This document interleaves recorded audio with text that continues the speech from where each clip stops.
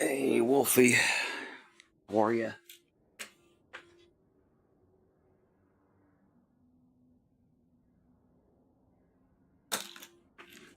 How's that for lighting? Doing pretty good.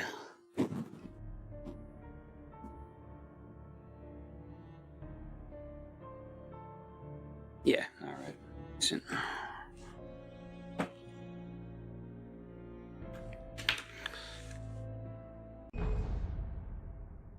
I saw, dude, in the Discord, I saw you had just beaten Lawrence. That is an insane fight. I remember being just so completely frantic by the end of that fight. When he's dragging himself around on the floor. He's just a torso and arms, just like lava pouring out of him. Complete chaos, you know? Fight is made so you barely make it out by the skin of your teeth. So last week, or whenever it was that I played this, we made it to the end of episode 2, I believe. And I was doing nightmare mode. I just did episode 3 and 4 in nightmare mode, in fact. And I didn't find any more pages. There's like a 4 pages in a row that I missed, and I poured over the level. So forget about it. You know, I'm not running that level in nightmare mode again. Nightmare mode isn't even that hard. It's just this will move a bit faster if we do normal mode, and I don't worry about these pages. You can actually listen to Alan Wake's whole manuscript as an audiobook on YouTube, which is probably the way to go. Anyway, I don't know. She's resourceful. I told you were too hard on her. Listen, I found out all sorts of interesting stuff while I was digging around. We might listen to a few manuscript pages if I'm feeling them. Tiberius. yeah. He's anxious to see you. You'd better come to the station. Okay, I'll be right over, Sheriff. Let's make this quick, huh? I started watching Twin Peaks again, Name's Randolph. I'm the manager. and I have Works as a on my one monitor I've got Twin Peaks. Sure. On this monitor I've got Alan Wake, To know. 1 or 2, you know, depending on which one I feel like playing. You were visiting I'm calling it Peaks Maxing. the trailer. We're Peaks Maxing, ladies and gentlemen. Always pays her rent on time. As I was saying, Al, I found all sorts of weird stuff from the local newspaper's archives. This place is crazy. Disappearances, mysterious deaths, urban legends come true, and get this, most of this stuff takes place around Cauldron Lake. Well, you ain't wrong, mister. The Indians thought the lake was a doorway to the underworld. I'm the God-fearing type myself. I don't hold with that sort of thing. Yeah, okay. Anyway, there was an island there owned by a guy called... I'm listening to this on my phone, so I'll see how it sounds to me. But I ran a bunch of searches, couldn't find a single thing he wrote. Zane was heavily into diving, so much so that the place came to be called Diver's Isle. But the volcano Yeah, I think it's okay. erupted in 1970. The game could be a bit louder. Down with the island. Plucky, good to see you. How about that? It was there in the morning, as if it had fallen from the sky. But it would take a tornado to lift something like that. We're damn lucky it didn't crush any of the trailers. Yeah, I'm gonna crank up the audio a bit.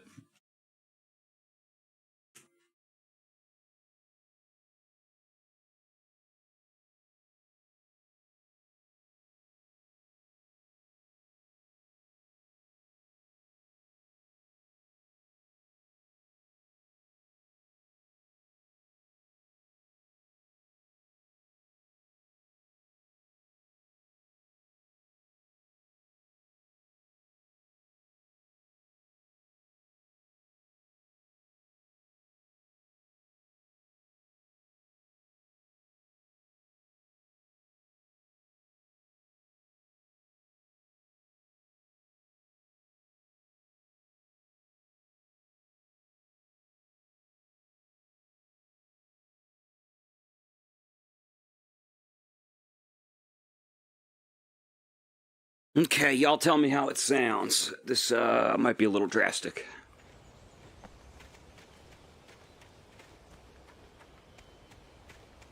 Buddy, feel free to start talking anytime soon, so that I've got something to compare to.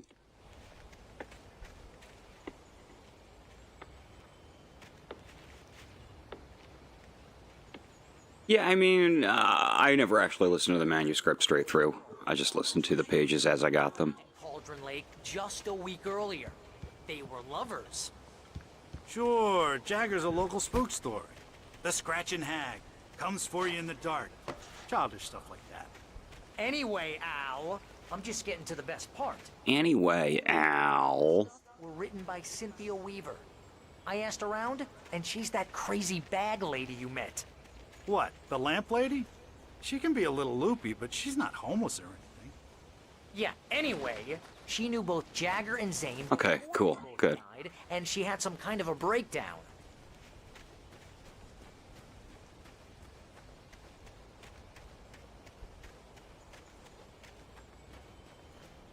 This was certainly a choice.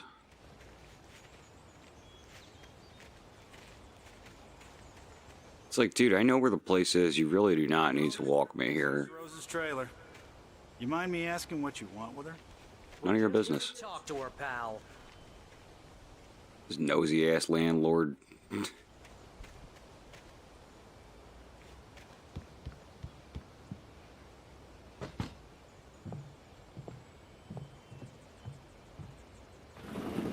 Welcome to...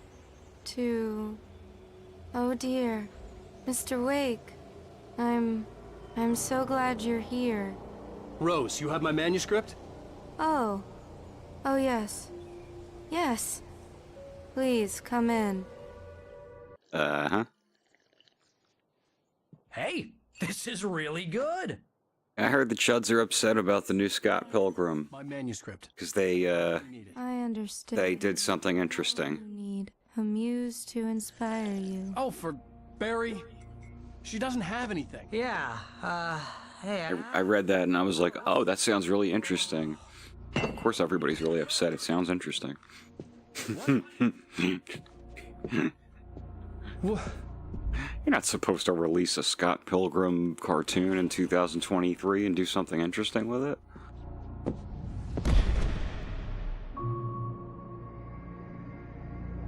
You are to make the same story again and again and again and again. Hiding in my barber. You will make the same story again and again and you will like it. You must turn the light. You will just sit and consume the slop.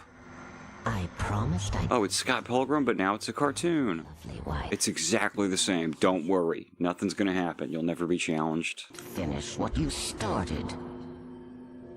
I insist. I kind of am into the remake of Toxic Avenger, yeah. Turn the light on. Back to work, boy. It's great stuff.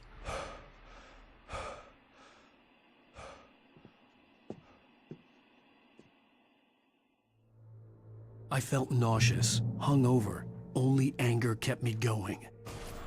Look at this lady's house. Reality from dream anymore. Uh. It seems I have an imaginary editor to help me. She's an old woman in a funeral dress. I call her Barbara Jagger. She's very strict. I'm writing faster and faster. My manuscript is being heavily revised. The edits are getting very aggressive, and each day there's less of me and more of her. I hate it, but I know she's right. She promises me I can save Alice this way. She knows more of this than I do. About the complex incantation I'm attempting. About this place. She's worked with another writer under similar circumstances, Thomas Zane. The genre of the story seems to be shifting. It's turning into a horror story. I'm getting close. I can feel it.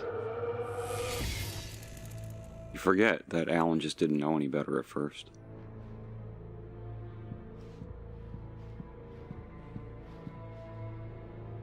Imagine being this into, like, some writer. Imagine a world where some writer is in a position to be that kind of famous. I was left to meet the kidnapper. All I could do was get Barry into the car, work something out once I got on the road. Barry was out of it. He was way too heavy to carry. You're right. I deserve more money. I'm so handsome. Welcome to the Oh Dear Diner. What can I get you today? Coffee? I couldn't work up much hate for Rose. Something had used her to get to me and left its mark. First refill is free. Milk and sugar. My on gun sale. and flashlight were gone. I'd have to find a way to get Barry into the car as quickly as possible.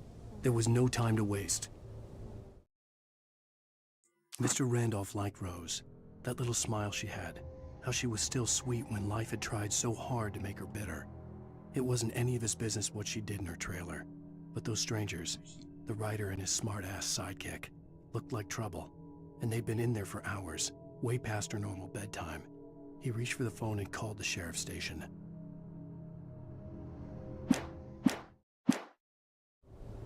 Right, yeah. It's a very Stephen King thing, which makes sense for Stephen King to write, because he's a very famous writer.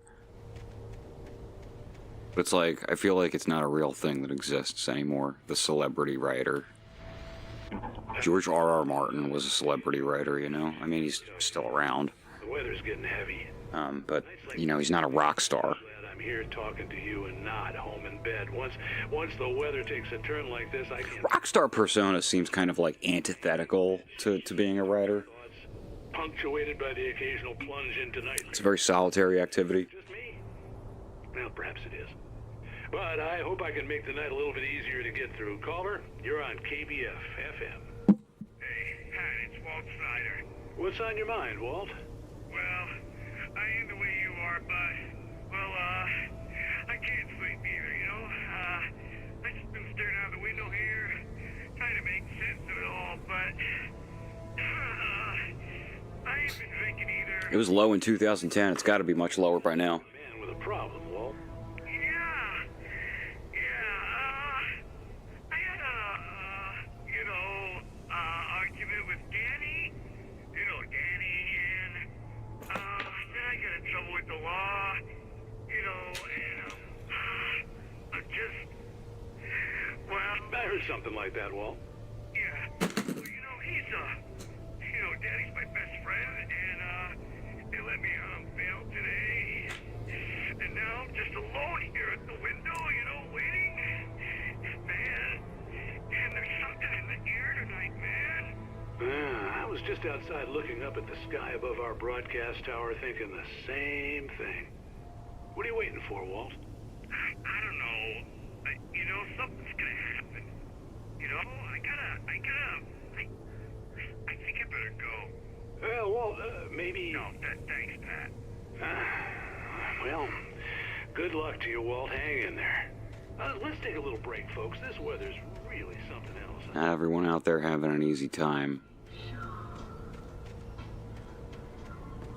Randy's dogs.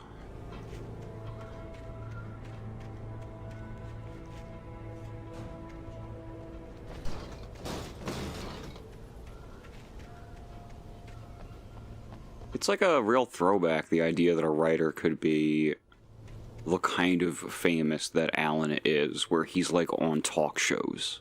You know? He releases a new book and it's such a big deal they have to get him on the talk shows. It's pretty much just Stephen King.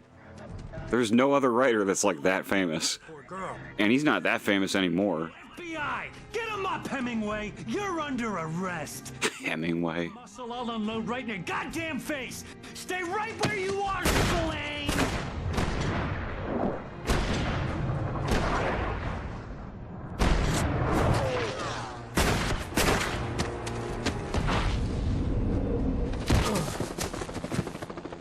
What are? I'm standing right here, you... So, like, the guy who gets sacrificed at the very beginning of Alan Wake 2, if you guys saw me playing it on STG, that's who it is. It's Agent Nightingale.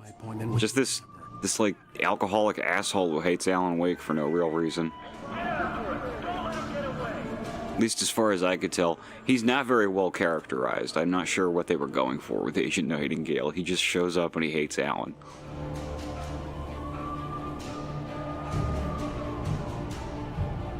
it's infuriating how little time you get to run as Alan. Like, this is it. After this, he needs a break. Okay, let's start again. Is there a reason to arrest him? I guess he ran. You know, I guess if you find a girl drugged in a trailer and the guy in the trailer runs, then you'd want to chase after him. Of course, this is like a lot of police and the FBI. Oh, damn. Do they think he killed his wife?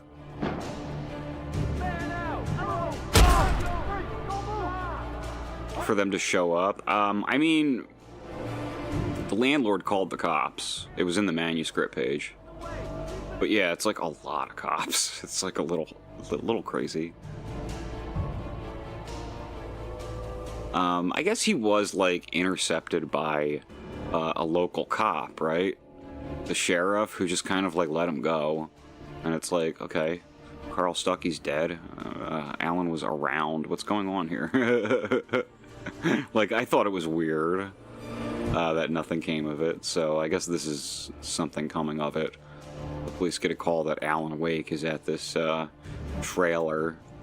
I don't know, whatever, it's all very flimsy. The problem with this game, I think, having been open world, is that these chapters are all kind of like flimsily connected to each other. When you get into the details of how it all works, I mean, I don't know if this is just something I wasn't paying attention to. For decades, the darkness that wore Barbara Jack. But some of the justifications for like where things end up are goofy. It dreamed of its nights. And would have made more sense in a setting where you're just kind of going from place to place. You wouldn't need all of these excuses to get Alan into the room in a place somewhere, you know? Back to in the end. When it sensed the rider on the ferry, it opened its eyes.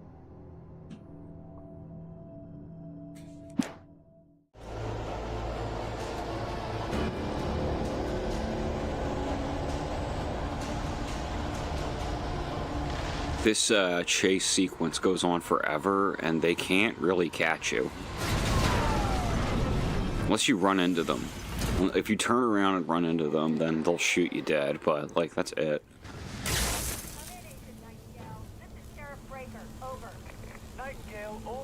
Right, Sheriff Breaker.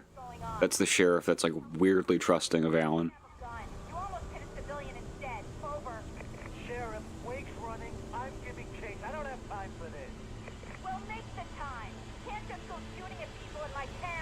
Like, it was weird that Alan did not get detained after everything that happened in the first couple chapters. But it's also weird that they got this much heat after him now all of a sudden. I'm not going that way.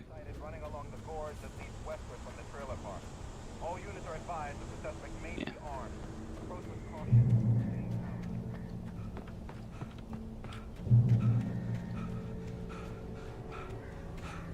Drop hazard.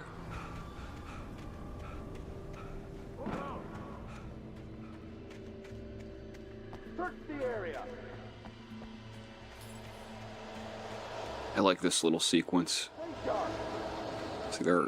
Oh God, am I gonna fall? Yeah, I am.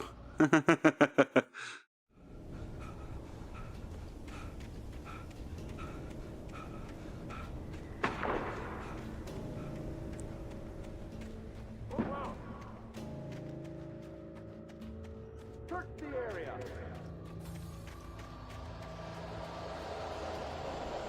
Stay sharp. This way. Over here.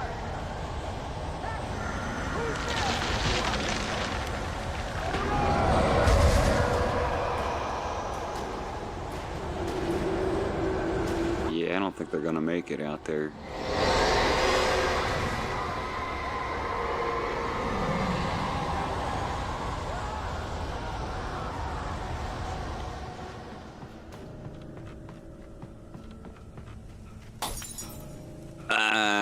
Fake out. Where I went, circling me. The cops didn't stand a chance. They were after a writer, not a monster. I've lost contact with Wilson Lynn, you assigned to me. Oh! I keep forgetting that I can just fall off ledges because you can't in Alan Wake 2. Oh, god damn it. Alright, just...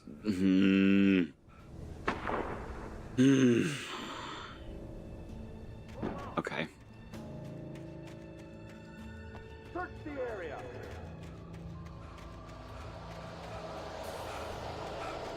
Alan's monologue voice.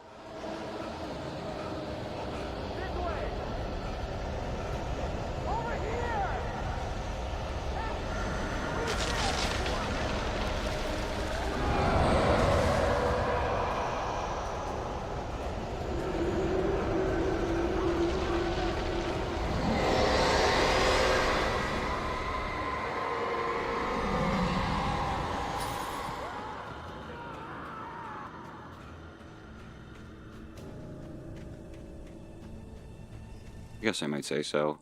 It doesn't bother me either way. It is affected. Circling me. The cops didn't stand a chance. They were after a writer, not a monster. Right, like, sounds like a guy sitting at a desk. Kind of whispery.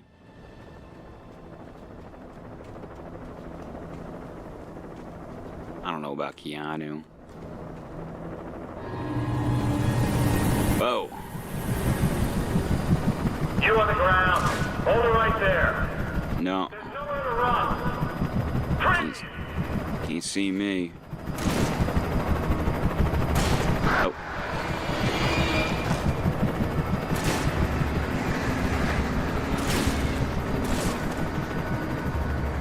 Yeah, those crows went after it. No need to worry now. Those fucking annoying crows. Yeah, they just took down that helicopter for me. Great stuff. Oof. COVID?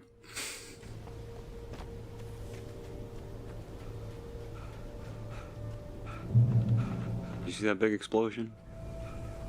I don't know, I got that joke all fucked up. I should have said vaxxed?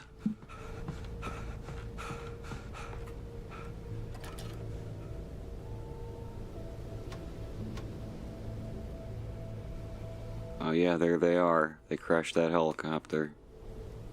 Because they got vaccinated.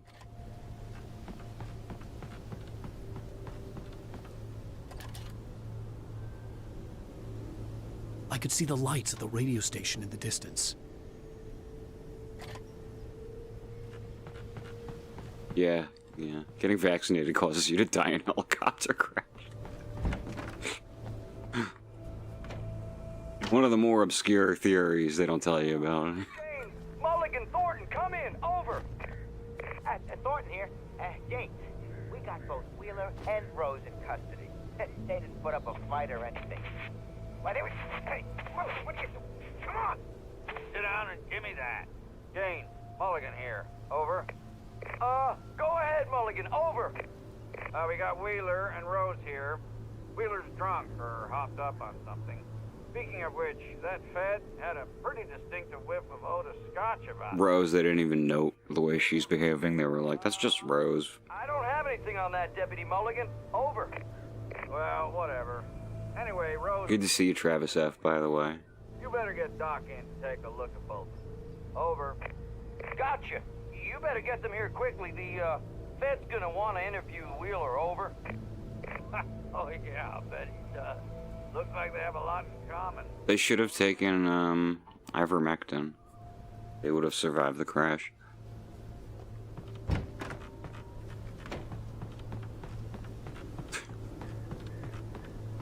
Horse medicine.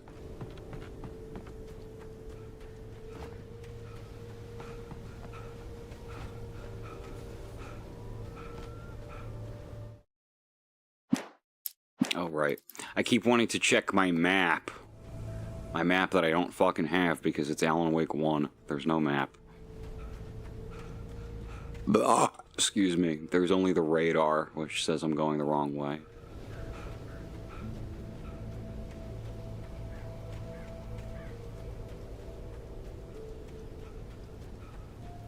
I was kind of debating because I replayed Alan Wake's American Nightmare before this. Or before streaming this, I should say.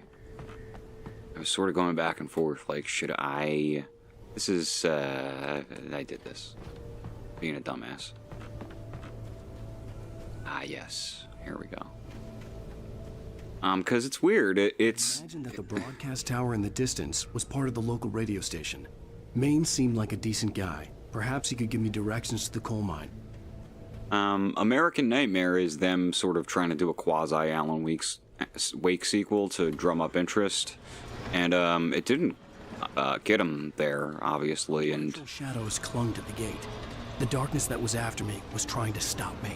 I wouldn't get through without a light. But it was a fun little game, you know. It was like right when Xbox Marketplace started taking off with the indie games and stuff. The searchlight. No power to the searchlight, okie dokie. And it's kind of like this self-contained little experience, almost just like this, but like the controls are a bit more refined and whatnot. And it's there's not a lot in it. You repeat the same area 3 times. But the enemy variety is a little bit better. A lot of little mechanics are just better, like finding manuscript pages is a lot easier, that sort of thing. The old generator conked out. I'd have to see if I could fix it and try again. Oh, right, okay, so fucking around. But mostly, you know, this game introduces the concept of Mr. Scratch at, like, the very end, you know? Mr. Scratch being kind of Alan's opposite in the dark place. And Alan Wake 2, I don't think it's any big secret. Sort of the bad guy in Alan Wake 2 is Mr. Scratch. Well, it's also the bad guy in Alan Wake's American Nightmare, because it's established at the end of this one. And playing both in a row, like American Nightmare 2, Alan Wake 2, is actually very confusing when it comes to what's going on with Mr. Scratch. And I was like, does this make sense in continuity? And I think it actually does. But just not gracefully, really, at all. So I'm just gonna play them in order, and we'll discuss. I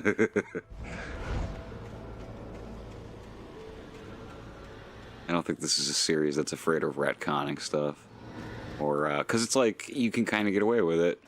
You have a writer writing reality.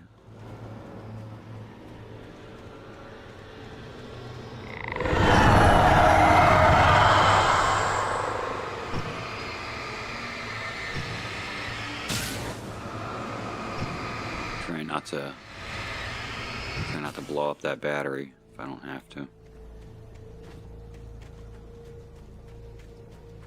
It took me a moment to recognize the flashbang grenades. They were an ideal weapon for my situation. Oh yeah, they are. Flashbangs. Team 1, this is Sheriff Breaker. Report, over. Wait, is this a path? It's not a cliff. Oh, okay. Team 2, come in. I need a report, over. Come on, guys, talk to me. Come in, please. Flashbangs are great. See? No problem. No worries. As long as you got flashbangs. Oh shit.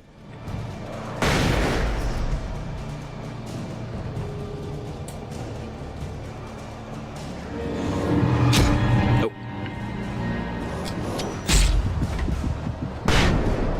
They beating my ass.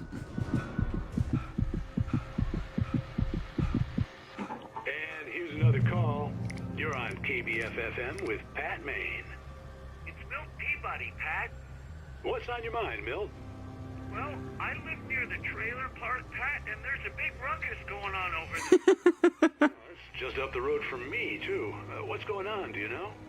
I don't know, but there's a bunch of police cars there, lots of sirens, a helicopter buzzing around, and I think I heard some gunshots. Gunshots? Yes, sir, like from a pistol. So can you find out what's going on? Because it's just next door and they're popping off guns there. They're still shooting? No, it was Good stuff, the world reacting to what's going on in it. It's all linear, it's all planned, it's not like emergent or anything, but it's just decent storytelling. Oh shit, where'd that come from? Ah, the way that they...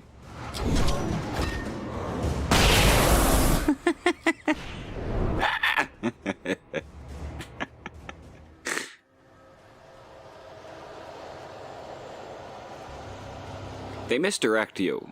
They will slow the camera down, spin it around so you can see the guy coming up behind you. Here we go.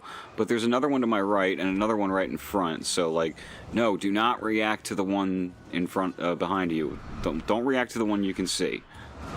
Just keep running. Don't change anything about what you're doing.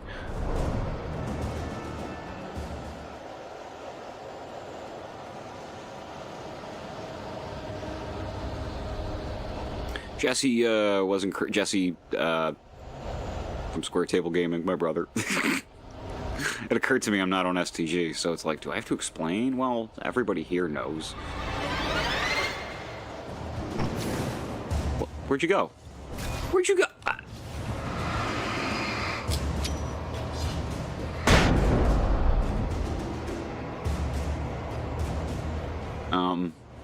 Playing through it again.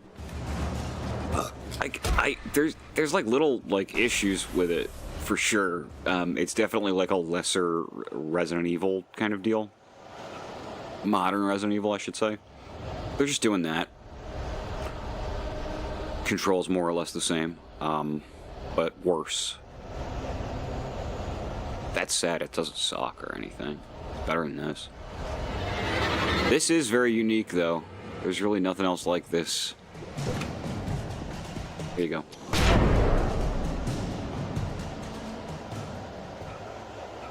Yeah.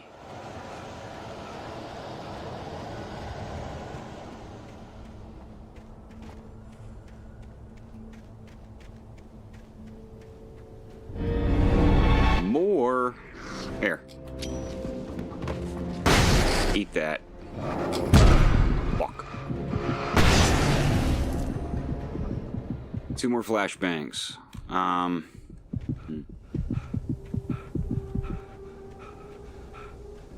Door.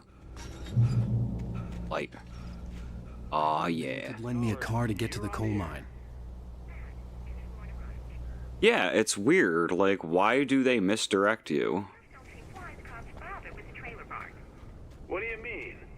It's a trailer park. Of course you're going to have trouble in a place like that. I mean, what do you expect? Whoa. You should be helping us normal citizens instead of wasting resources on those people. Ooh. Well... Let the trash sort themselves out. I'm sorry, but my granddaddy settled in Bright Falls in 1911. Well, thank you very much for that compassionate viewpoint, Lorna. How can I be sure? Batman's alright. He's still doing his little radio show in the second one. Though he's doing it from a retirement home. And, the story changing reality is more like current in the second game. Like, it's happening as you're playing it. The reality is changing, so he's just getting increasingly confused. Sounding like a doddering old man remembering things wrong, but he's not wrong. Talk him into an interview. Come on in, Mr. Wake. He's just remembering things that didn't happen anymore. You could find the time to do this, Mr. Wake. Nowhere to run now, Dan Brown. You back away from me. Don't hurt. Whoa, whoa, whoa. Everyone calm down. Put the gun down. We're all friends here, right? It's the Doom 3 School of Spooks. We got him. It's a little funny, them talking about Alan Wake 2 now in retrospect, because they're like, this time we're making a horror game. Alan Wake 1 was more of an action game, and I was under the impression at the time that this came out that they were trying to make a horror game, and it just wasn't scary. I'll get you. But hey, fair enough. Even if it kills me, you hear me? You hear me, H.P. Lovecraft? So many cliffs, it was ridiculous. The amount of references this man has in his repertoire for different writers is like too much. Lose the cops and find. You hear me, H.P. Lovecraft? Gale stared through the broken studio window into the dark woods. He turned around, started to walk out, but Maine grabbed his arm. Young man, you almost shot me. You don't shoot off rounds at people like that. What's the matter with you? Nightingale shook his arm free, marched out. His cheeks burned with rage and humiliation. Do you see, like, wait, all these missing pages in, was it 3? There's one there, one there, one there. No, 4. There's like a big chunk of them. Yeah. And like, found that one, but not that one. Absolutely clueless. I felt like I picked apart those levels to like oh, that's not the button. Whee! To an obsessive compulsive sort of degree. I'm gonna equip the flares for now. I'm not trying to fight right now. Here we go. Here's something. Oh, get the fuck out of here, man. Hey, hey, hey!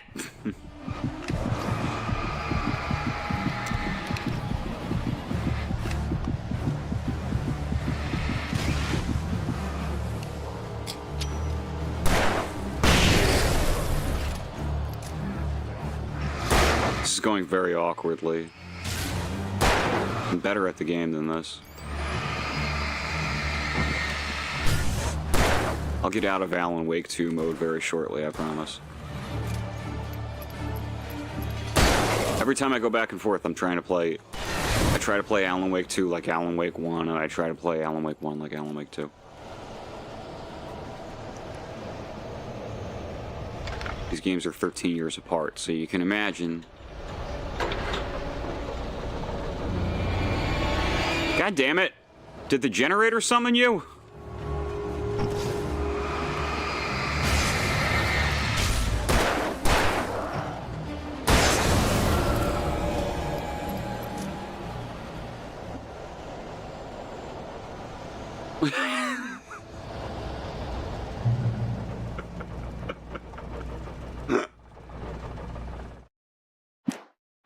It's me trying to check my map again like a dumbass.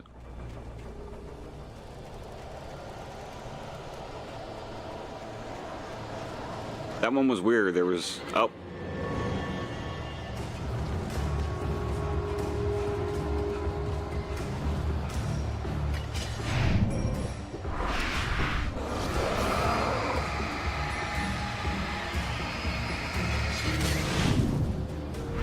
I didn't dodge anything that time. That was funny. He got interrupted while he was trying to do his little move. Okay, there we go.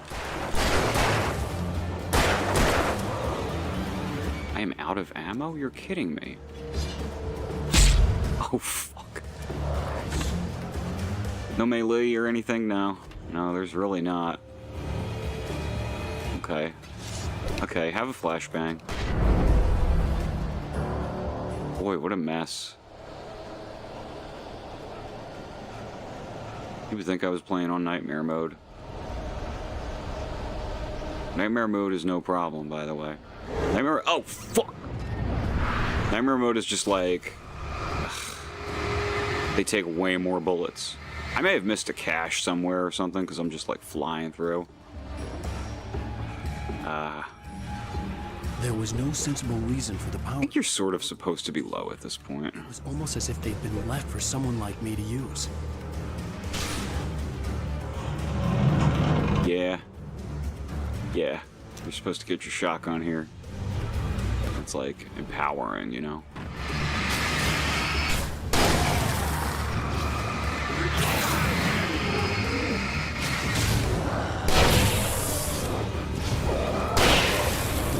Oh, shit!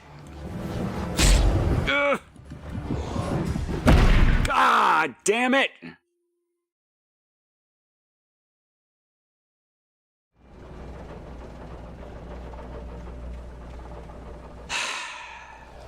Okay, beeline. Nah, shut up. Fuck off.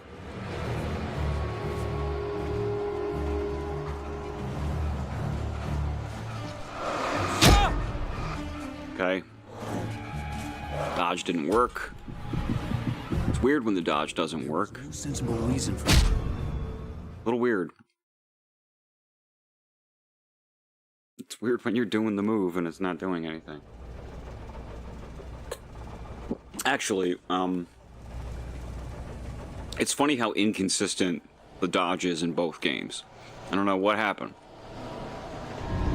They had a lot more years to get this one right.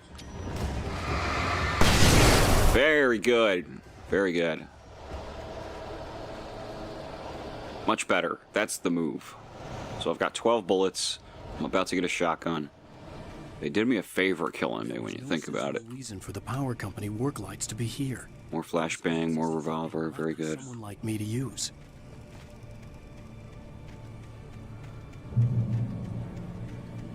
While I'm at it. Here we go.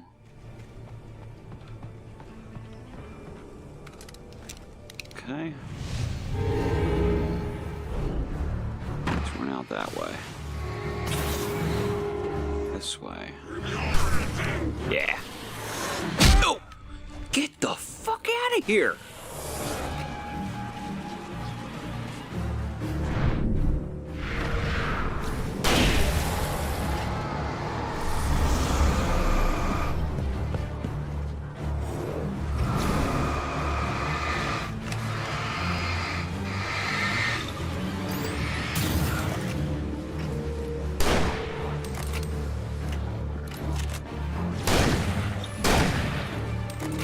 Dude. Oh!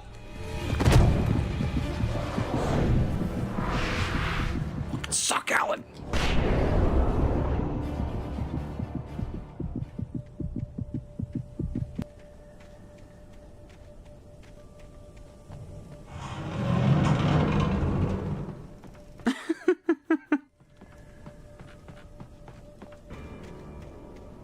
See, I got out of that, like... Ugh.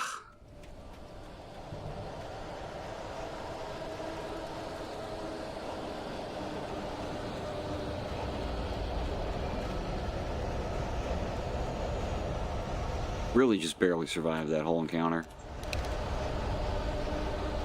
Yeah. Yeah, like I put so many bullets into him, it felt like. Oh, give me something good. Batteries. Okay, well, okay, all right. Hello? The most stubborn man I've ever met. My 2010 ass phone. Alan, I'm so afraid. It keeps me in the dark. Please help me. I look at you, Alan, and it's not you. Something else. Looking out from behind your eyes. Alice, I'm here. I'm so alone here. It's all gonna go to hell. You need to be careful. Cooperate. The connection had been terrible, but that wasn't the only thing that hadn't been right with the call. She sounded wrong somehow, but she had called me. Yeah, 'cause nobody kidnapped your wife. She went into the lake, dude. It's been 3 chapters of this. The pipe wrenched itself loose from the bridge's steel framework. Wrapped in darkness, it floated in midair, twitching. You would think the light would be enough to do it, but, I mean... The second game is at least a little more clear about the fact that these are actual people. But just barely. When I turned... So you're sort of burning the darkness off of them, but they're still possessed by it, and you have to kill them with a gun.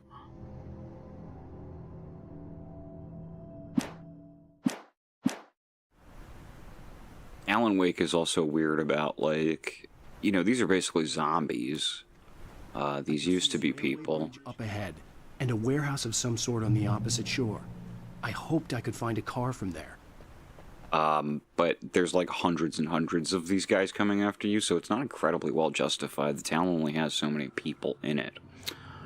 The second game is slightly better about this. There's just not as many taken in the game. And also, you have like this unique concept that kind of gives them license to just retcon everyone in the town dying whenever they feel like it. Pursuing me was growing stronger. So like the fact that you kill a bunch of Taken doesn't matter that much, really. Or it doesn't ever really have to feel like it matters that much. This section sucks. I don't like this at all. Shit. Okay. There's a bunch of other objects that will be, yeah. Like, you'll just die if you don't get out of there ASAP. There's nothing to be done.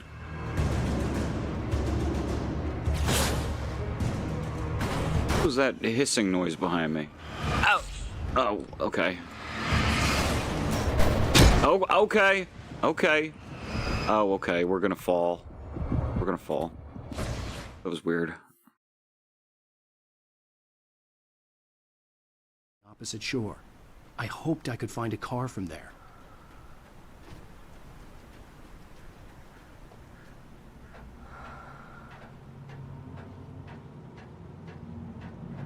Yeah, it's not very well explained.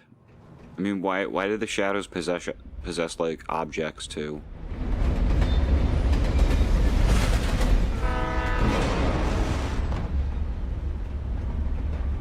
The darkness that was pursuing me was growing stronger, and it was taking over everything in its path.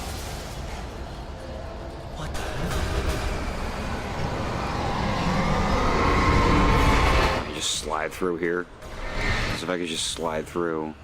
Yeah. Yeah. Okay.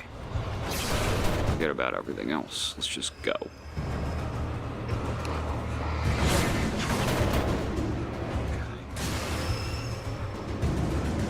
I can just chill behind this rock.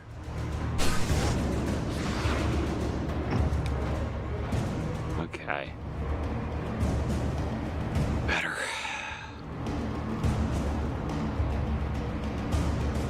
We got a manuscript page. What do you have to say for yourself? The door shut right in his smug face. He pleaded for me to open the door. True to form, the asshole actually thought I would obey. I had no sympathy left. No guilt either, not for him. I took a moment to savor the scream. I bet I had a smile on my face. It was all that I had time for. The dark presence was inside the lodge with me. Sounds like the dark presence killed somebody Alan doesn't like very much. As a teenager, just starting to get interested in writing, Stephen King had been a source of inspiration to me. I thought about all the inanimate objects that had come to life in his books. No one is safe in a good horror story. Certainly not the protagonist. That's what makes them fun. This was anything but. The darkness could possess anything, and it was getting closer. Anything.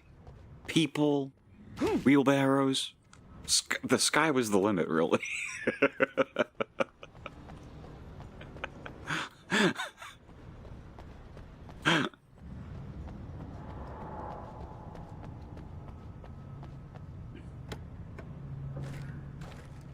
One thing that's very, like, annoying about 2 that I'm realizing, and maybe I just haven't figured it out yet, but I don't think so, is that there's just no way to really get the upper hand on wolves.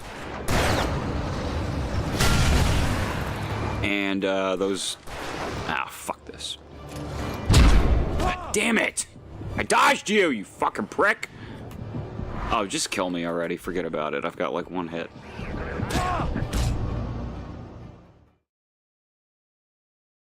The dogs in Alan Wake 2 and the shadow people that just, like, zoom around. Certainly not the protagonist.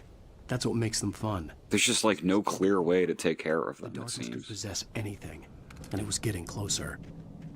There was a movie in the 90s where random shit came to life and killed people. I'm sure there was a few of those. The one that comes to mind because Stephen King is Maximum Overdrive, which, if you haven't seen, it's Stephen King in his cocaine era, making a movie in Hollywood, in Hollywood's cocaine era. So it's like,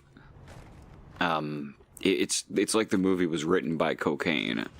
He certainly does not remember writing it. It is not good, but watch it.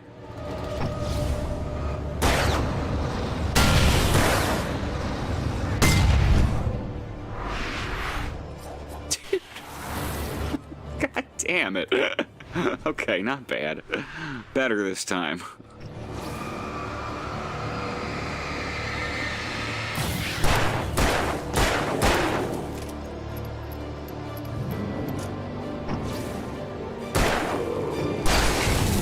All right.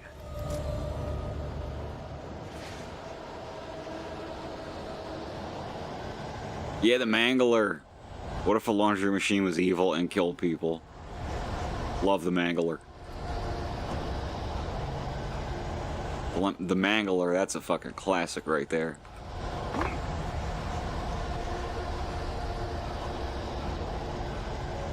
Alright, Pat, what are you doing?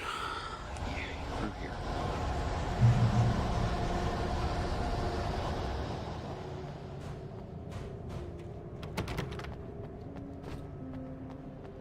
Oh, YouTube auto chat didn't like cocaine, did it? It didn't like the word cocaine. It doesn't like us talking about cocaine up in here. Can't be talking about cocaine on YouTube. Cocaine. Whoa! Oh! There's another one in here with me! Son of a bitch! Fine. Bullshit.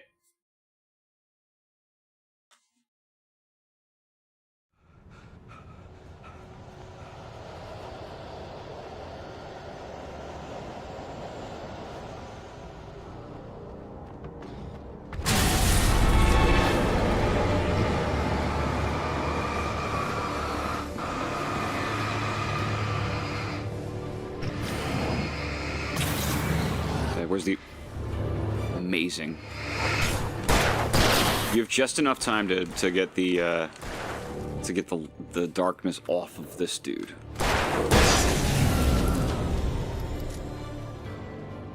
Angel dust. You mean, yeah.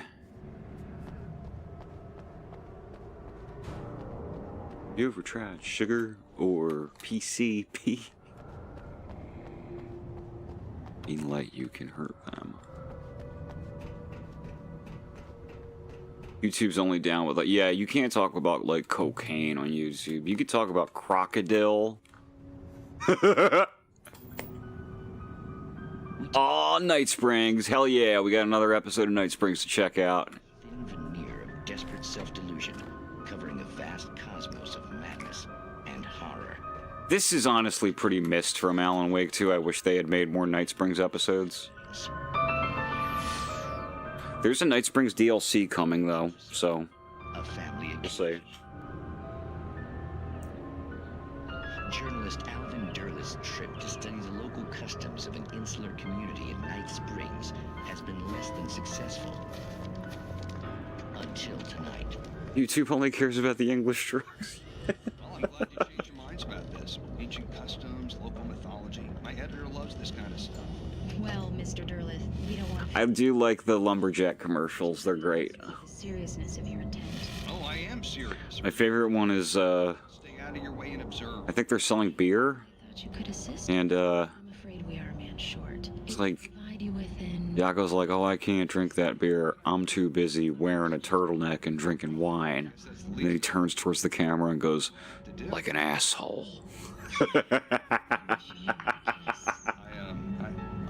Real dark, like an asshole.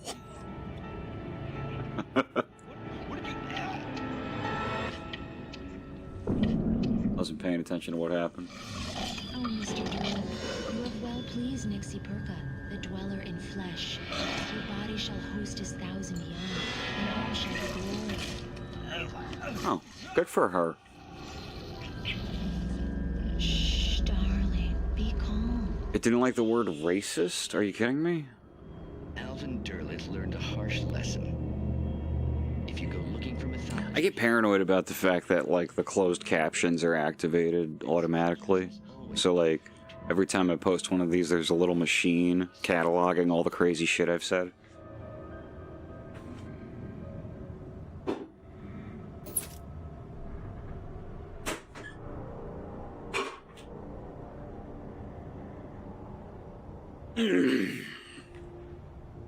I'll be reading the closed captions, you know, and I'll say fuck, and there will be a little slash where the word went, and it's like, oh, it knows. Like, it's not just transcribing, it's listening.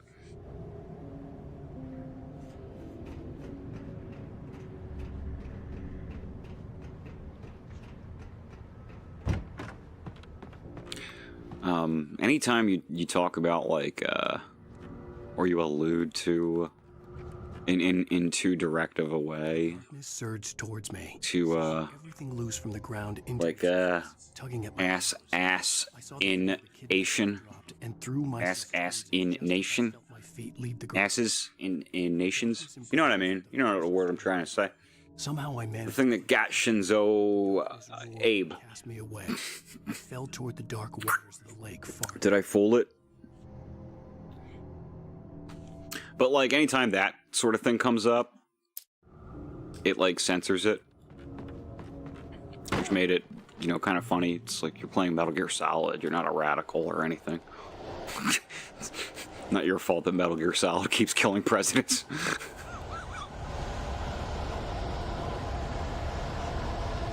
Okay, is this the part where I have to fight a car, tractor, or whatever, bulldozer? Yeah, okay.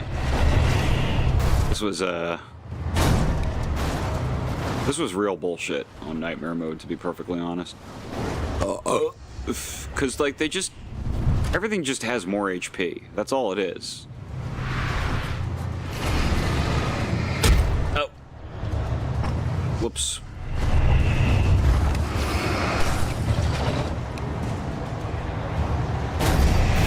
Oh, fuck.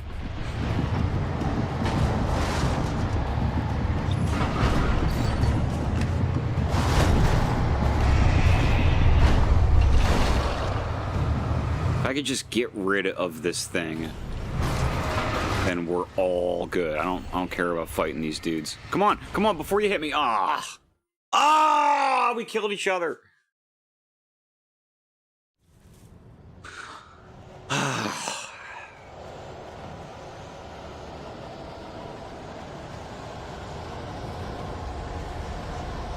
Too bad Alan Wake isn't like a Hamas fighter. He could just like look at the bulldozer the wrong way and it would explode. Based on these videos that I've been seeing with the red arrows. There's like there's a picture out there of an entire street filled with tanks that are all destroyed, and man, it's a shame we don't have cameras out there, huh?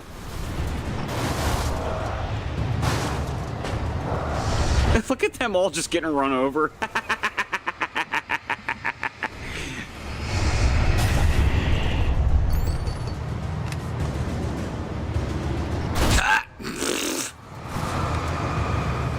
Come on, we're almost there. We're doing much better now. Nice. Okay, we're good. Oh, god damn it. Okay.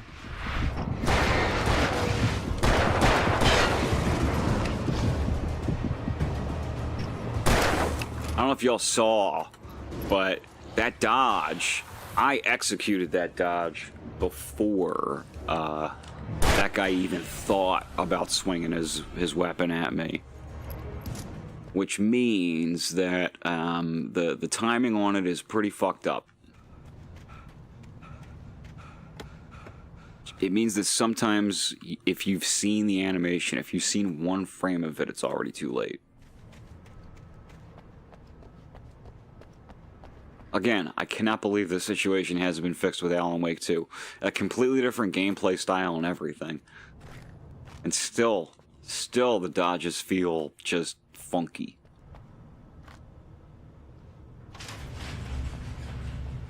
Yeah, that's probably what it is. It's my FromSoft reflexes. I know when something's coming, even if the game doesn't know that something's coming at this point. I think I might grab Liza P. Maybe it's time. I think maybe after I get through these, oh, I guess this is the end. I get through these Alan Wake streams. I'll start up Eliza P. I had never been this glad to see the sunrise. I had a couple of hours to get to the coal mine. You know what I heard was good, actually? That new RoboCop game. That's got me curious. The coal mine wasn't... The only thing is, RoboCop's a masterpiece. And I don't necessarily expect a bunch of game developers to, like, get it. I expect them to be able to, like, superficially recreate all the markers. The kidnapper, and he would give me Alice. I wouldn't give him any other choice. On the other hand, how bad is that, really?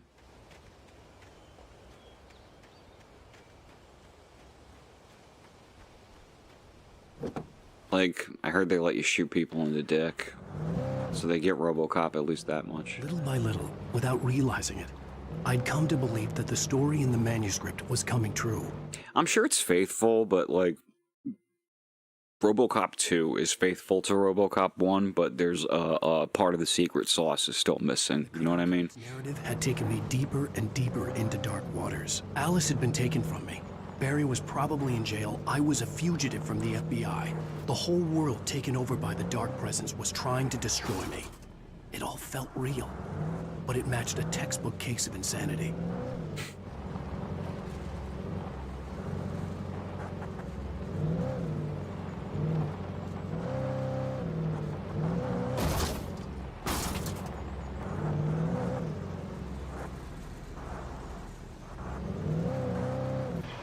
Car controls like ass. And they all do.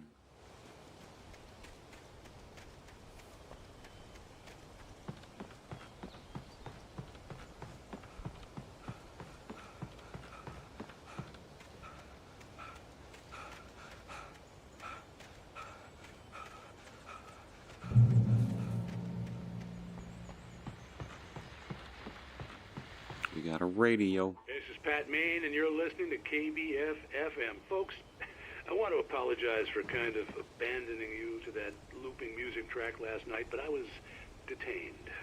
You see, I encountered a big-shot G-man with an itchy trigger finger who could use a lesson in manners and a boot in the ass, not necessarily in that order either. Now, folks, I know I'm not being very informative here, and I apologize for that. I really should just keep quiet, but I'm just so peeved right now, because some people just shouldn't be carrying badges. I'm just glad that our Sheriff Breaker was there to straighten things out. And if someone I met last night is listening, let me just say, I'm sorry if my mouth got you in trouble. I'm pretty sure you're not the bad guy here. Godspeed, son. I hope you know what you're doing. Now... Yeah, Pat Man's a fucking comrade. He's cool. All morning. But first, a little music.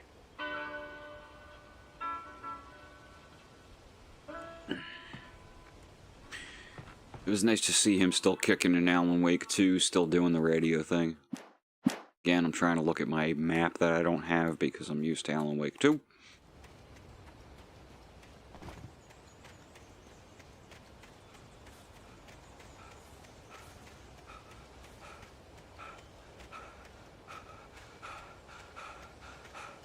Going to the coal mine. I need a car. Running around like a jackass without a car out here. Because I abandoned? Yeah, there it is. Whoops. I was too busy listening to Pat Main, KBF, etc.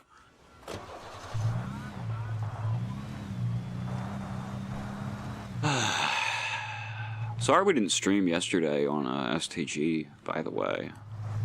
It would have been our usual. We would have done more Wolfenstein. But we were fucking wiped out. Thanksgiving might as well be 2 days. I think especially for us. we have like a fairly, I don't know, I don't think of us as being like finicky eaters or anything, but like we know what we're eating from week to week. And every holiday is just like, here's just a giant collection of random, all types of food. And so like you've got 3 different kinds of meat in you and stuff. And I'm not used to that shit. Nobody here is used to that shit. So like we were just tired and hungover the next day. Well, you were talking about all day, you know. I was saying I don't buy it. Well, see, to me that's strange because I always I was thinking tonight I'd go till like, what time is it now? Started at 6, 7 now. How about that? 9 or 10. Do a lot of looking, sure. But the idea However long it takes to do 2 chapters of this. not chance. It's going forever. Unless I do 2 chapters of this and I'm like, well, that's not enough. I'll do another one. Or heck, childish even. There's plenty of fish. Because there's only 6 chapters and then there's 2 DLCs. And DLCs are each about the size of a chapter. What you're saying, isn't that a little harsh? Well, no. What I am saying is that your potential for finding that connection isn't limited to what's essentially a chance encounter. How is that harsh? Yeah, well, I guess that's a nice thought, but let me say something personal here. Okay. Now, well, I don't disagree with you exactly, but I can't really fit that together with what I feel, what I felt for someone, because she was the one. She was. And I let her drift away from me. Maybe I didn't put in the work, I don't know, but, well, since then, and it was a long time ago, but since then, there hasn't been anyone, not like her. And I'm not saying I dwell on her or haven't moved on. I like my life. I'm not living in the past, but I do miss the way she completed me. You can't argue with the heart, Pat. I'm sorry, folks. I had kind of a scary experience last night, and let's just say it's shaken a few things loose. Nobody remembers their PSN name. I'm gonna be real with you. I think mine might be the email address that it's attached to. Might be, but it might be something else. If it's just the name that displays, then I know what it is, but I don't think it is, actually. I think it's something else that you have to send people. Or am I wrong? Whatever, I don't care. I never use the social features at all. I don't think any of them are even turned on. Oh god. Oh, this car sucks. Oh. Oh no. Oh god, this car sucks bad. Holy god. Look, it's also just demolished already. Let's get it. I'm getting another car. Fuck this.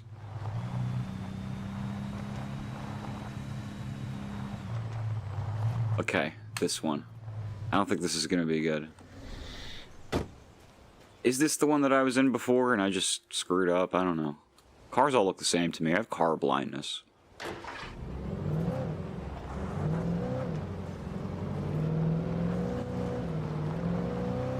This feels a little better. Less unwieldy.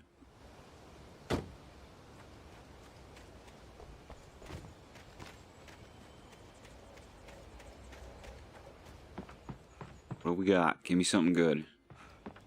Come on, it's an abandoned building. It's got to have something in it. It's a video game. You know, just put these out here. I know something's here. I did this recently. I just don't remember what.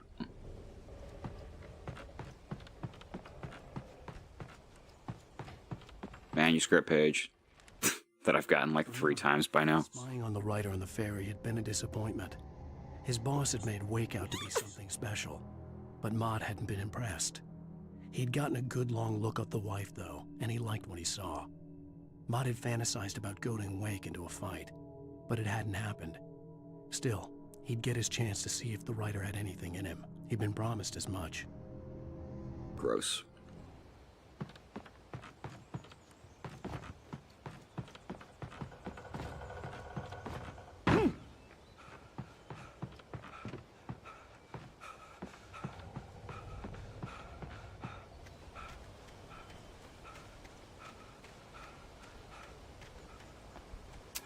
I'm hoping the way that things shake out here, and they might not.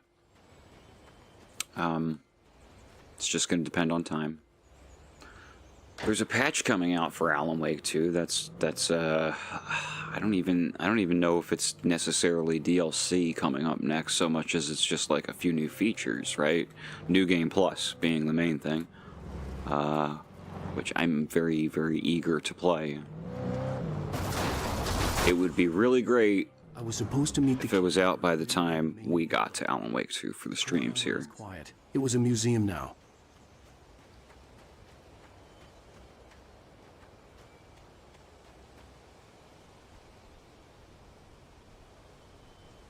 Because, like, this time around, I actually am planning on finding all the secrets for myself.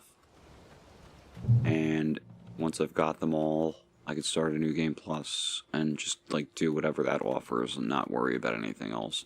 And that, I think, is going to make for a decent stream. We'll just be, like, going through Nightingale gone in the night the game and everything that happens in it. Studio window. Maine stared without me wandering off the path constantly to go look for, like, Alex Casey lunchboxes and stuff. That boy's doing more drinking than thinking. I hope you know what you're doing, Sarah. He's got a sickness in his eyes. You take my word for it. He wants Wake for a reason, and it's not for anything good.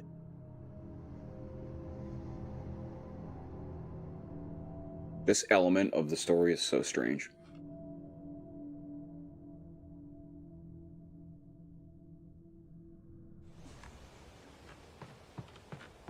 I just don't really understand what's driving Agent Nightingale other than a drinking problem. This specific animosity towards Alan Wake is... I don't know. I didn't want to go outside. Cops had to be looking for me. The noon sun turned the place into a sauna. The day dragged on.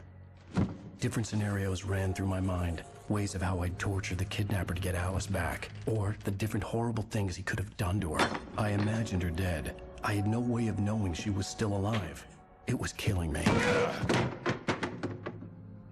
I was running on blind hope.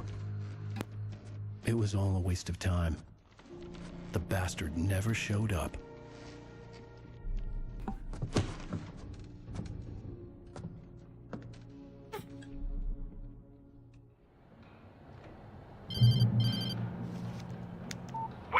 Where the hell are you? Change of plans. You know where Mirror Peak is? It's a big mountain north of where you are. You follow the path from the mine, you can't miss it. There's a lookout point there. I'll be waiting. I'm through being jerked around You by want you. to see your wife alive? Because if you do, you better watch what you say to me. Do we understand each other? I want to talk to Alice. Yeah, and I want the manuscript. Don't keep me waiting, Wake. Hello? Hello? Ah! I'm gonna kill him. I had to get to Mirror Peak.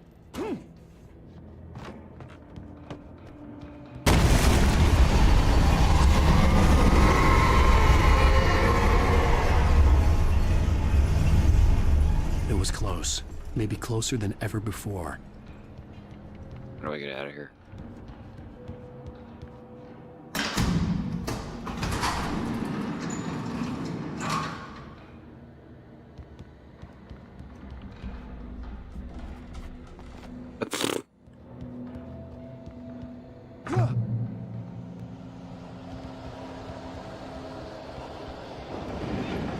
Is it a page? Yeah, it is.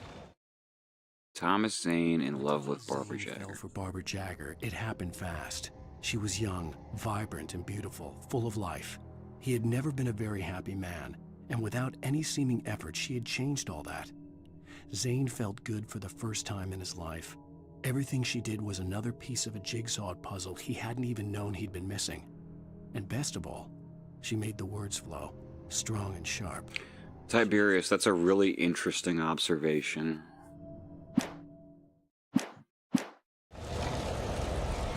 I've never heard it put that way, but now I'm going to be listening for it.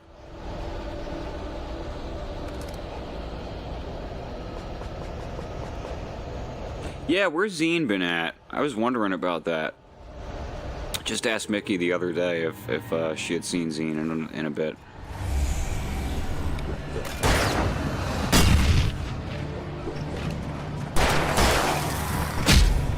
Oh, for Christ's sake. Where are you? Oh. God damn it. They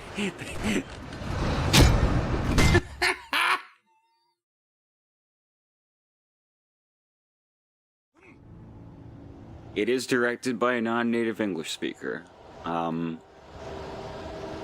did not find it to be an issue in Alan Wake 2 at all.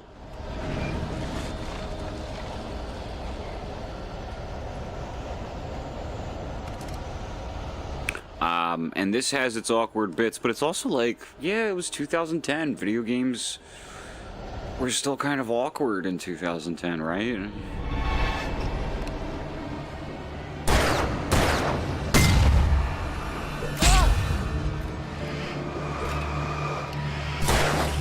These fucking guys, like the Hammer Brothers, it's just...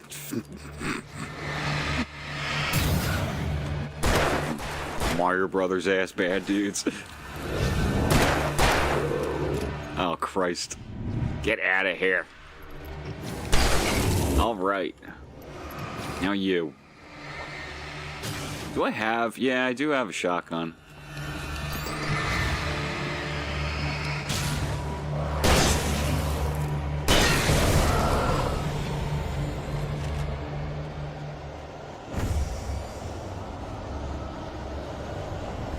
It's no Symphony of the Night, yeah.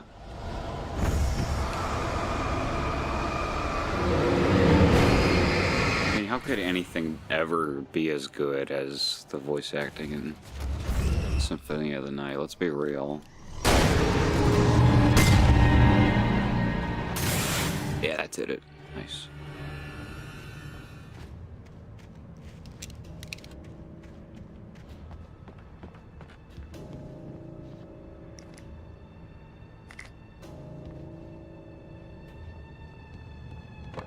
Presumably in a hostage situation, you don't want to kill the guy because he's like the only one who knows where she is.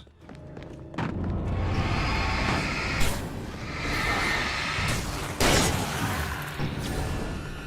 come here. There you are.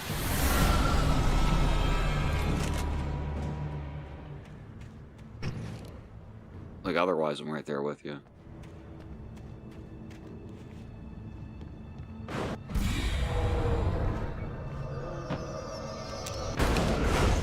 It's pretty wild. Okay.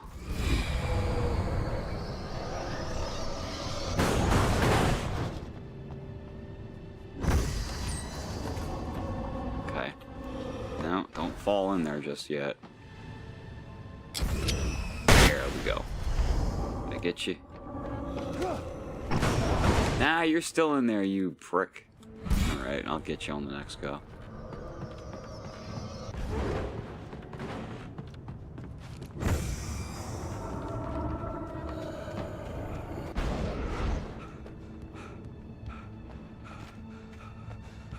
Really just a whole lot of nothing back here. About here too. Yeah, it looks like a bunch of nothing. There truly is only the one path forward.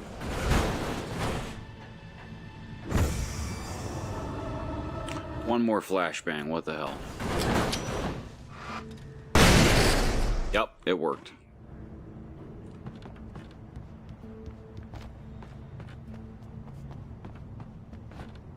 Something that's kind of annoying about this game, I understand why they did it, because it compels you to just use your items, but every level they take away all your ammo.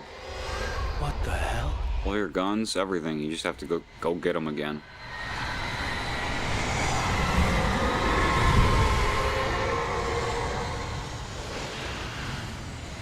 You can't just be like storing up flashbangs. They won't allow it.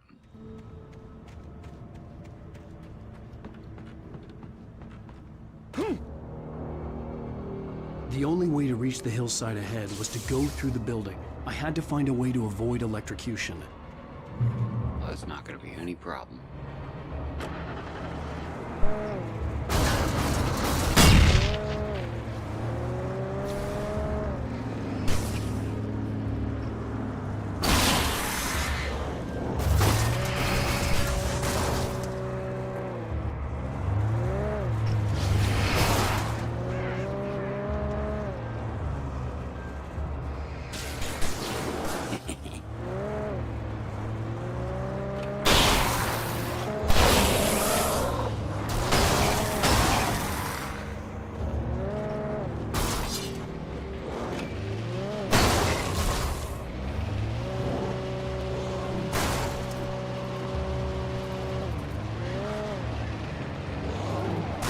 God damn it.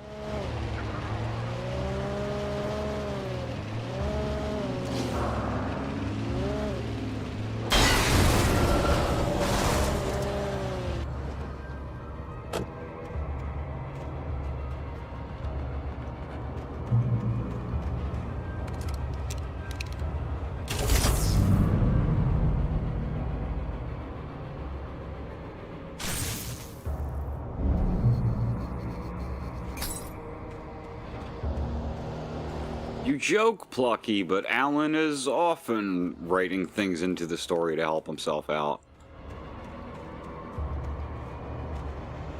I think that's how the ammo being all over the place in this game is justified. Though, American town, Washington State, I think it is. There probably is just guns and ammo all over the place. I'm not fighting any of you! Out. Throwing their axes up here.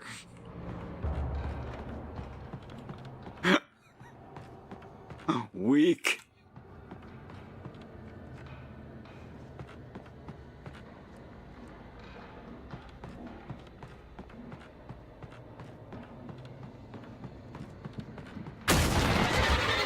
Uh-oh.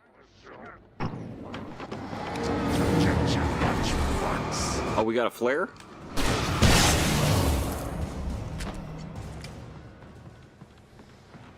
Didn't notice I had a flare.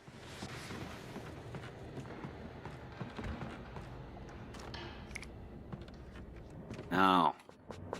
Not a flare. I want flare gun bullets. That's what I want. More flare gun bullets. Many as you can give me.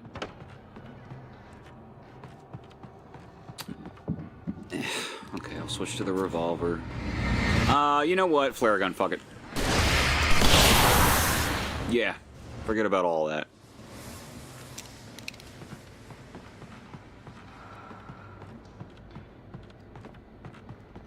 Smoke them if you got them, that's what I say.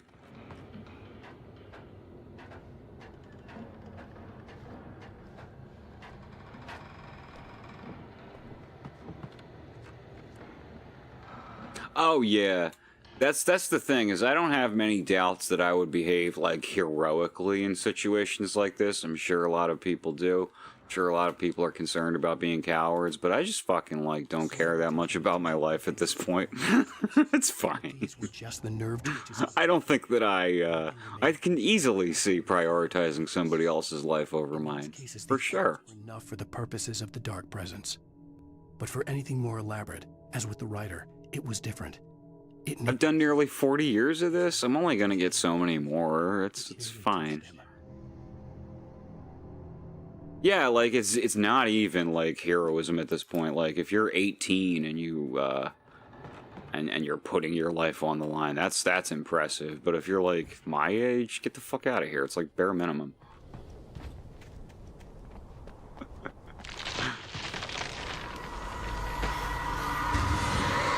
In, like, you know, disaster scenario situations. We just pray that those don't happen anytime soon. That's all gonna happen after we and everybody we love are long dead. We're not gonna have to worry about climate change for at least another generation or two. Right? Right, everybody? It's gonna be just... Oh. Uh-oh. Doesn't mean anything. There was no way the flashbang grenades were standard power company equipment.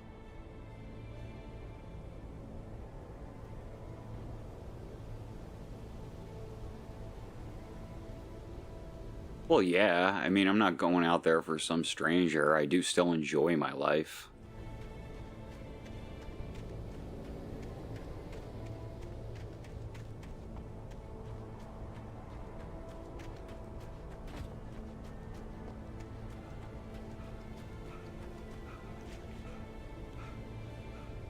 Alan's not chasing a stranger either. Oh, I didn't mean to do that, but sure.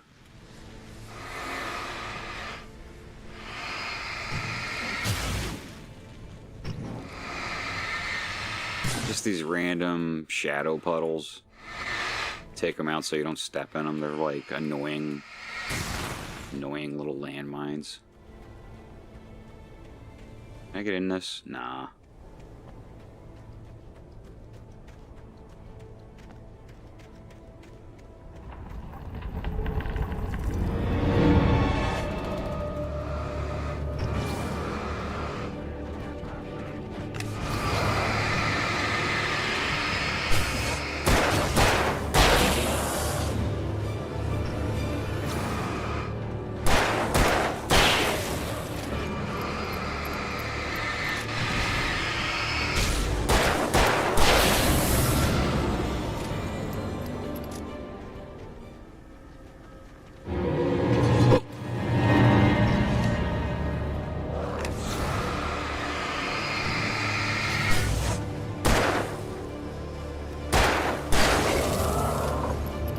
Alright, Tib. Good night, man.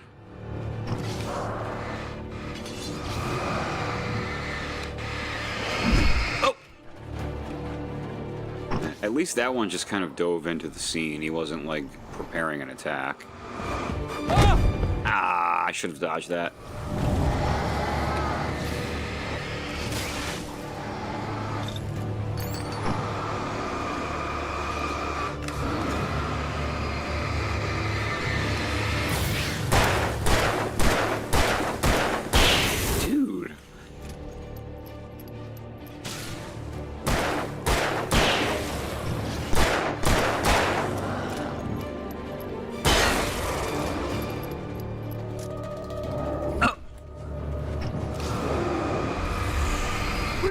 Come from, man?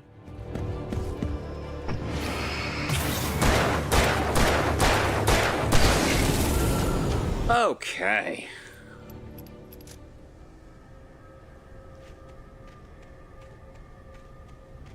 That seemed like that would have dodged. I'm often saying this as I play Alan Wake.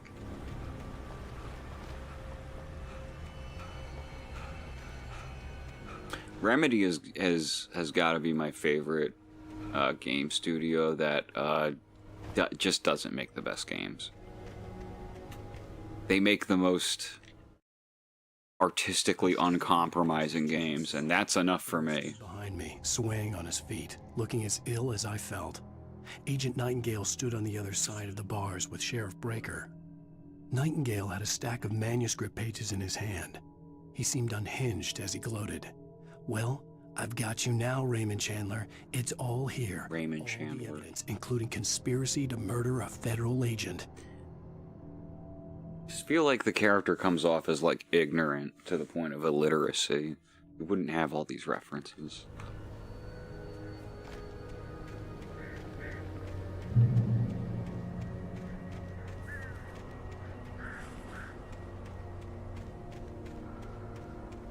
Control is probably the Remedy game that feels the best to play. And even that, I think that the boss fights are like too demanding for how imprecise it can be sometimes. Similar to Alan Wake. It's much less flailing than Alan Wake gameplay is. There used to be a coffee mug right there.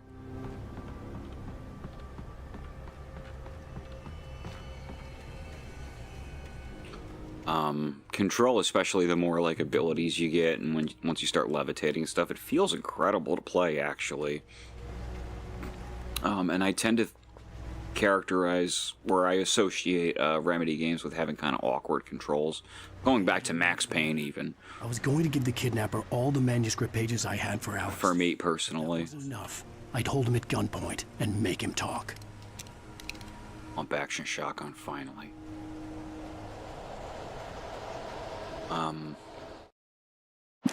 Control is... It does feel really good to play up until the point you get to a boss fight that just moves faster than you can get your character to do things.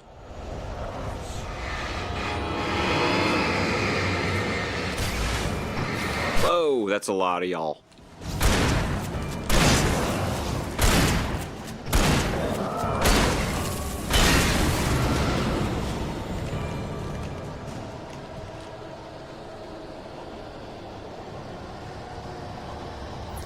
I hate to be a party pooper, as I often am, but I hated Beyond Two Souls.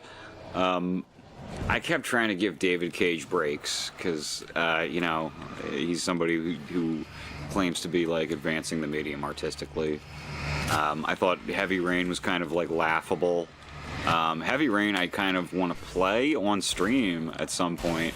If not on here, then on STG, because it is such an hysterically funny game to play now in 2023.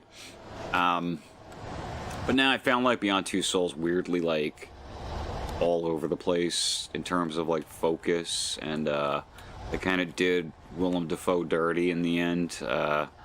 Did not like where that character, or really any of the characters, went.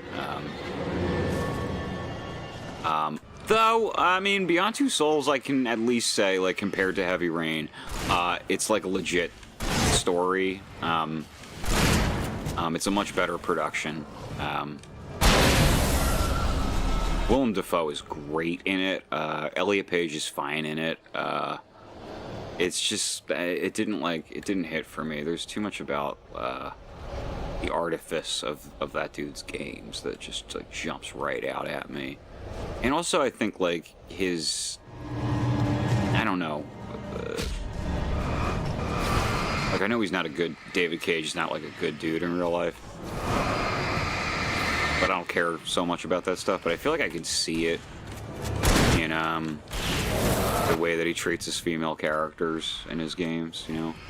Sorry, I don't mean to be off on, like, a rant here. I feel like I'm always poo-pooing somebody's favorite game or another. There's a lot of... That was definitely, like, his most successful effort by far, Cage.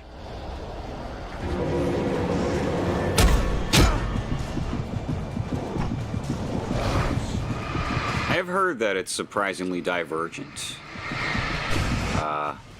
Like, it's similar to Heavy Rain in that way, but it doesn't call as much attention to itself in doing so. So most people had no idea that their game went differently from other people's games. I certainly didn't until someone told me. And then I was like, what, I'm gonna play Beyond Two Souls again? Forget it.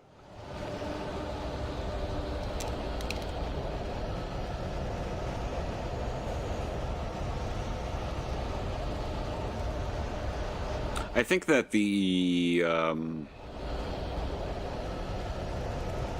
folks who made... Why am I always having a problem with this? The Quarry. Whatever they're called. They've made a few games now. They're great. They're doing what I think David Cage wants to be doing.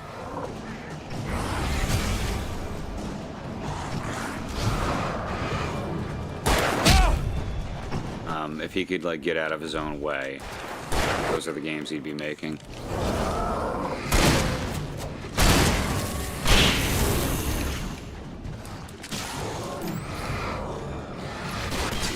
It takes Alan so long to take out a gun when you're in a fight like that. You're just like, Alan, dude, what are you doing?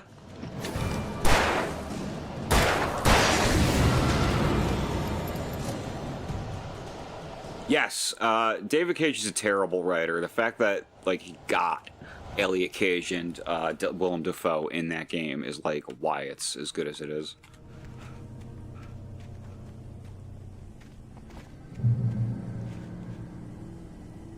Alan's a writer, not a fighter.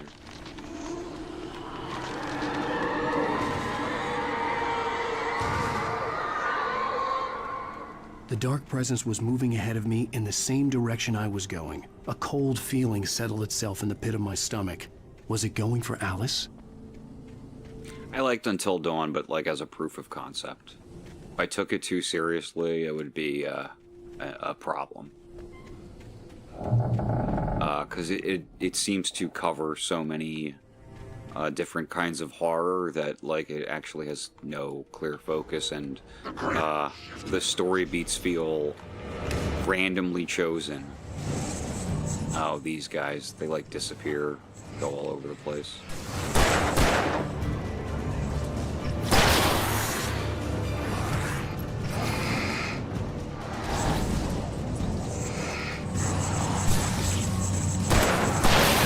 like as a roller coaster, it was very, very good.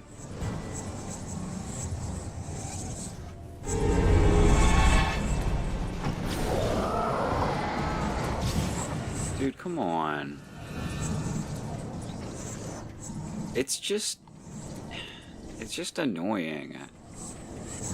Like, what are you doing, bro? Just attack me.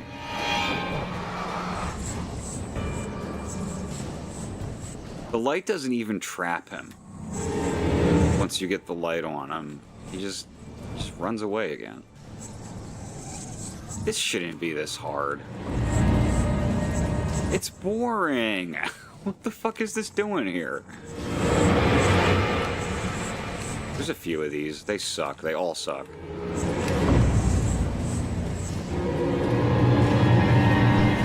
Where are you? Ran again. God.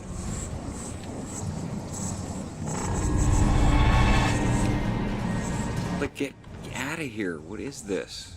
I guess you just have to... Maybe if I had stood completely stock still. Been less proactive and more reactive, right?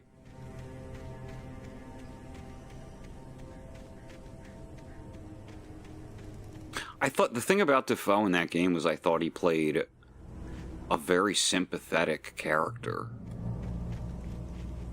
It was actually sort of different from the roles he tends to play nowadays. He's not leaning into his how strange he looks or any of that to play that character. He's just like a good dude, and then like they fuck up his whole arc at the very end of the game.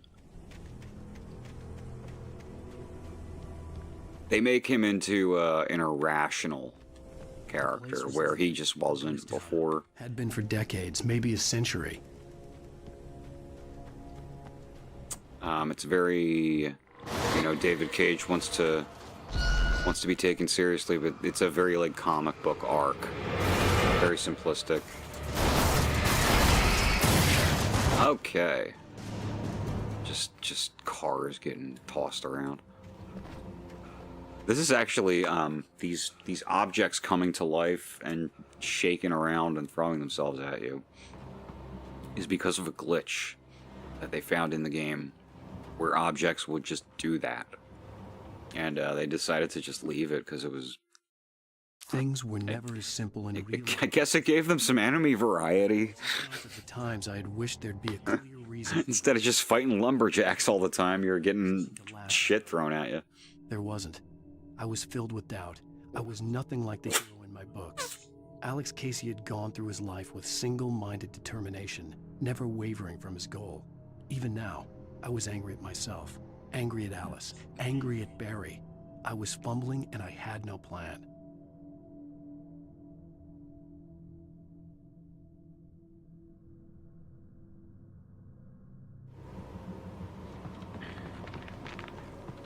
I should play more games from that studio. I didn't actually do Man of Medan. I'm only passingly familiar with what goes on in Quarry. And it's like free on PSN, I think. I think I just have it now. I should definitely do it at some point. I was thinking maybe Mickey and I at some point will do Wolfenstein Youngblood together. Since I have to play Wolfenstein on easy mode anyway.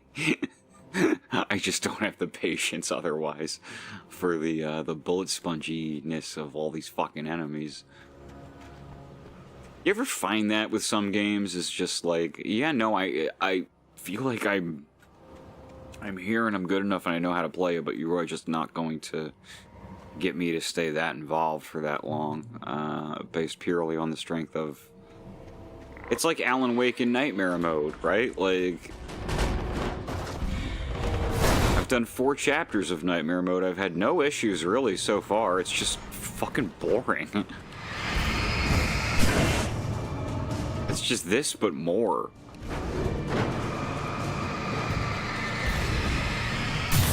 There we go.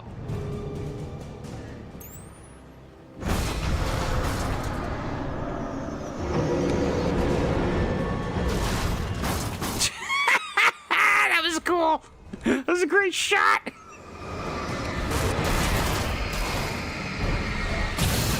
Watched a video recently, someone's talking about this game, and they referred to these sorts of tactics as cheesing. And I just don't even know, what else would you do with these things if not take advantage of the environment?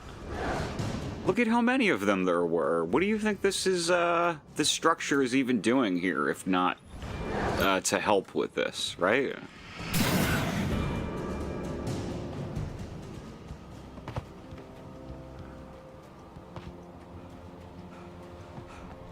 I don't know where people get their ideas about what is and isn't considered to be cheesing.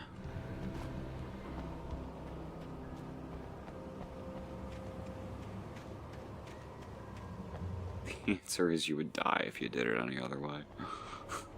Ah! Oh, for Christ. Yeah, you gotta get behind things. Get out of here.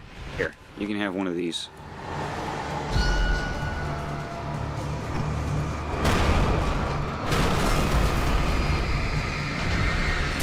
Okay. Now you, I'll just take my time with.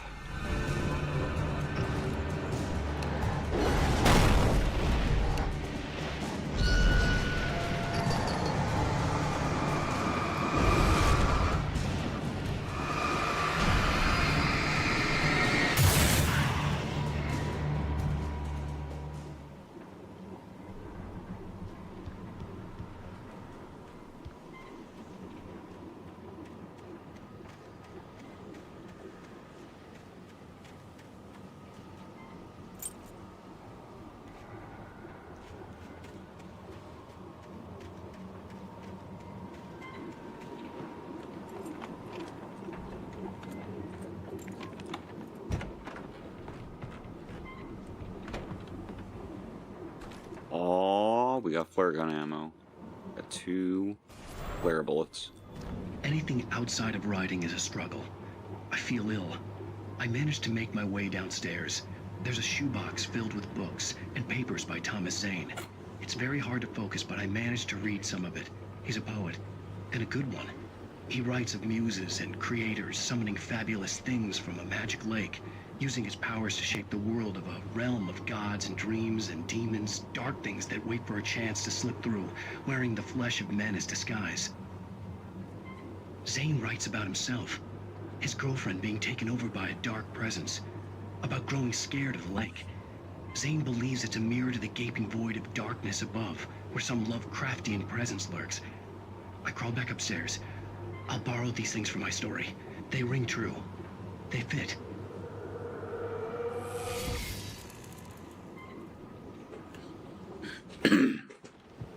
It's cool that the guy playing Alan Wake in Alan Wake 2 in the live action and in the motion capture is the same guy as it was back then.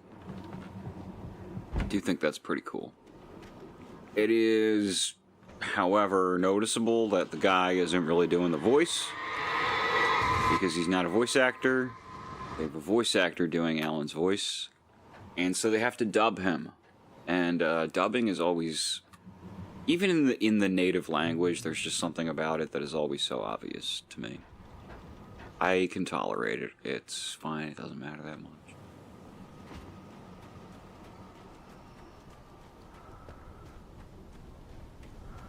Got some yellow stuff. The kidnapper had sent me a text. The message was full of spelling errors and insults. It was telling me to hurry up.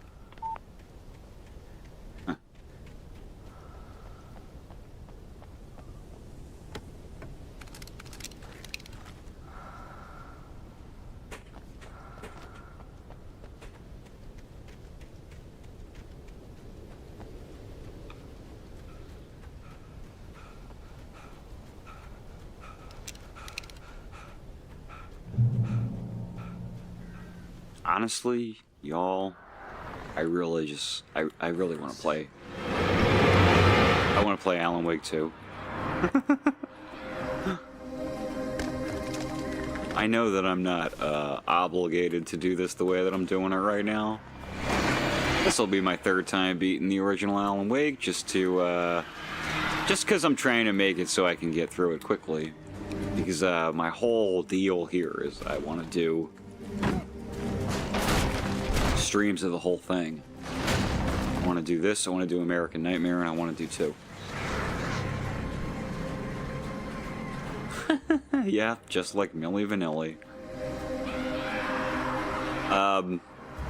The actor, whose name escapes me at the moment, but he's great, who plays Alan Wake, also plays Dr. Darling in Control. And rewatching those videos is a trip when you know that, because you're just like, oh yeah, that's 100% his voice. That's crazy. That's the guy that Alan Wake's voice is coming out of. I didn't know that. Feels weird. Because you connect him so much with this dude.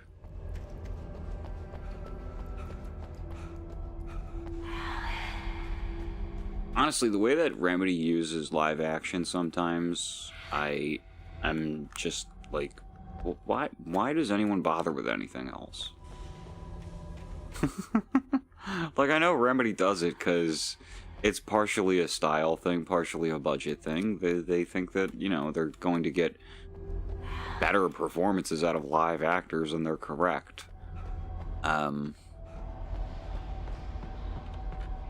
It's the seamlessness of it almost at this point that makes me feel like it makes me look at the photorealistic motion capture of Resident Evil 4 and stuff like that and go, aren't y'all wasting money? Just get the guy you hired to play Leon in there to shoot that one scene. He doesn't have to. For all he knew, they already. It's not a great example. He took comfort from the bottle in his hand. But it makes you wonder why more games don't do it.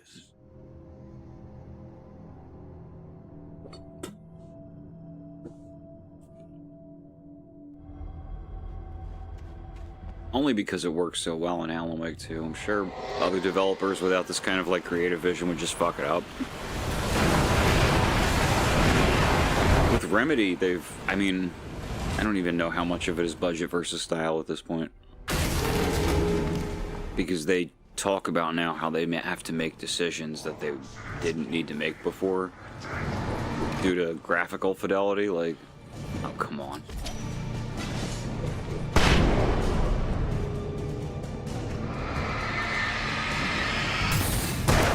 Like, you need to, if you're going to have live action, you're going to have live action scenes and scenes in the game, and they take place in the same environments and stuff, then you need to be thinking about how the lighting works from piece to piece and things like that.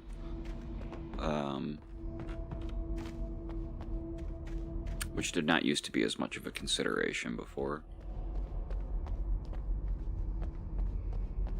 Because before, like, the artifice of it was just accepted, right? Like, that was just a thing that Remedy did. They would just switch to live action whenever they needed to.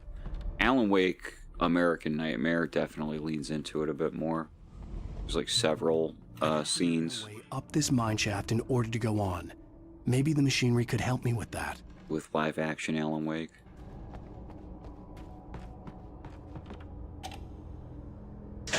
It's definitely something the studio, like,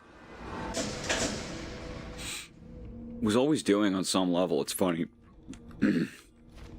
Like Max Payne with Sam Lake, and, like, not just his face on the model of the character, but, like, the cutscenes, the comic book stuff. It's all just, like, altered photographs of Sam Lake playing Max Payne.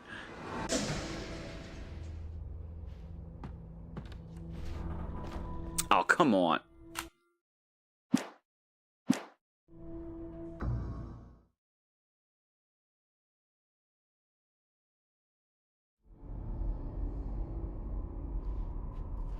I'd have to make my way up this mine shaft in order to go on. Maybe the machinery could help me with that.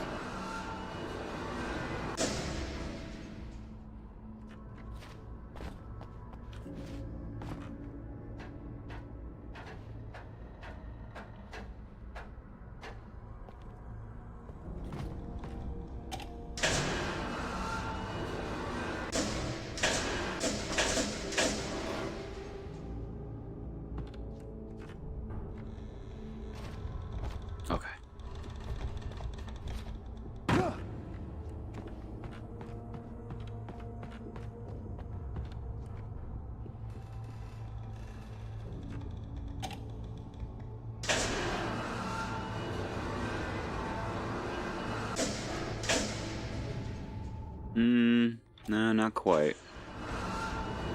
Yeah. I think that's it.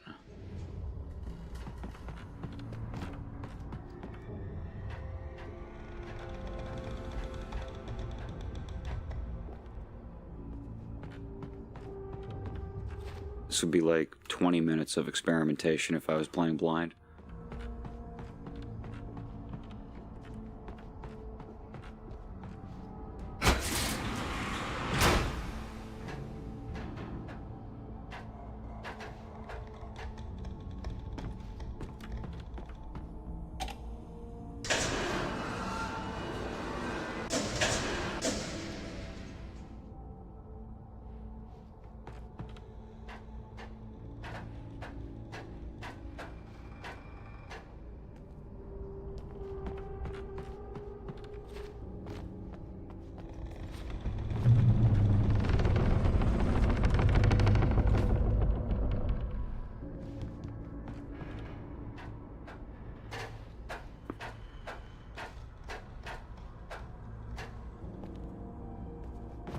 My wife has been kidnapped, but I can't figure out this crane puzzle.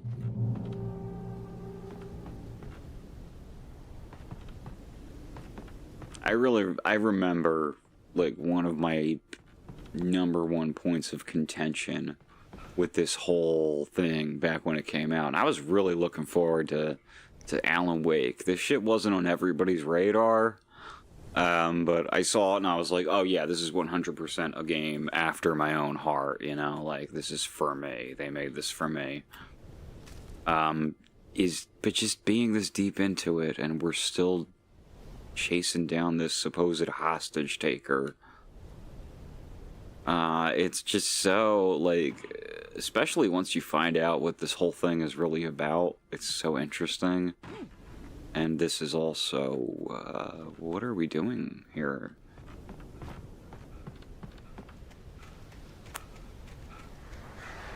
Doesn't even really take off until you get to the, what do you call that place? The lodge. The lodge that looks exactly like the lodge from fucking Twin Peaks, of course.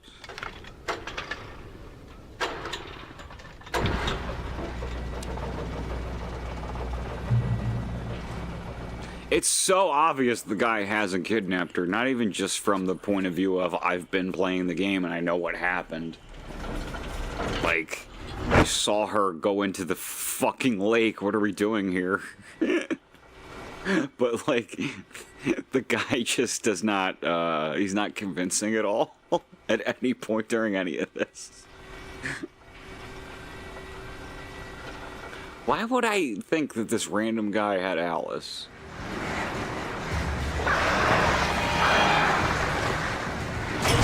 You don't hear a lot right now, the way that, of course, they're advertising Alan Wake 2 still. They're not going to talk about how Alan Wake 1 is such a compromised vision, but it is very striking. When you know that this wasn't, you know, this kind of accidentally became what it is. I don't even know if this flashlight mechanic was in here yet. They had a lot of ambitious ideas about playing with light and dark that really did not make it in. It was conceived as an open world game, which is why these environments are so well made. I mean, we've talked about all of this to some extent.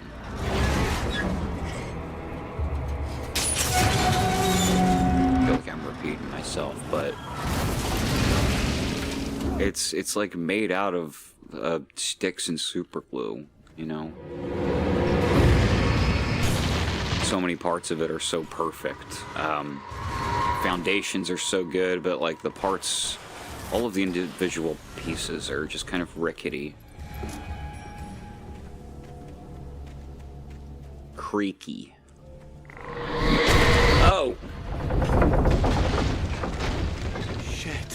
Shit, indeed.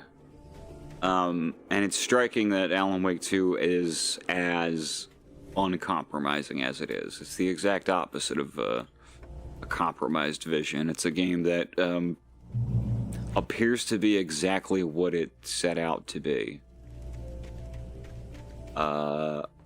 And it's a game where you know, there's no guardrails. The creative people are like, we made Control, we don't have to do anything to please anybody anymore. So Alan Wake 2 is just gonna be whatever we fucking want it to be, and Sam Lake is going to play two different characters. No, three in fact. One of them is just himself. One is Alex Casey, the fictional Alan Wake Alex Casey, and the other is real-life FBI Alex Casey. That's how uncompromising of a vision we're talking about here. Just something that nobody would ever let you get away with under any other circumstances. You have to make Control first.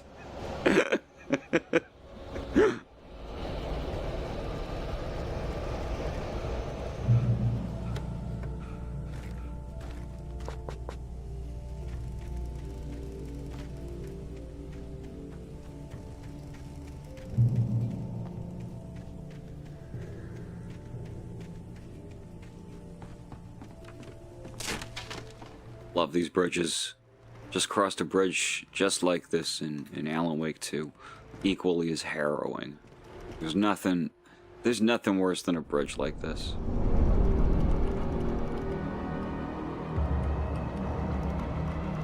You can do whatever you want. Just make Control first. Advice for life.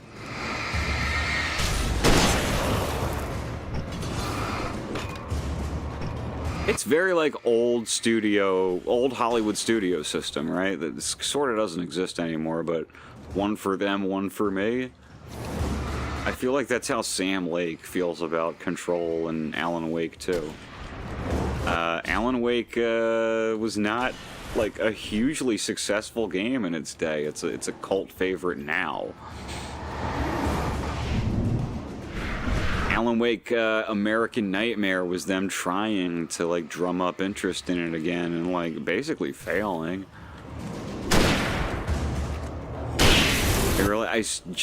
We need to somehow make money on Alan Wake because I have to be able to justify making more of it, as seem to be Sam Lake's feelings on the matter.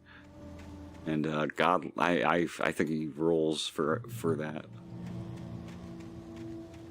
You don't see enough of it. Reminds me a little of Kojima. Reminds me a little of Valve. Sort of the way that they would approach Half-Life games sometimes when they would make them. Like, it had to be this momentous thing. It had to be, like, fully uncompromised. It had to be exactly, perfect.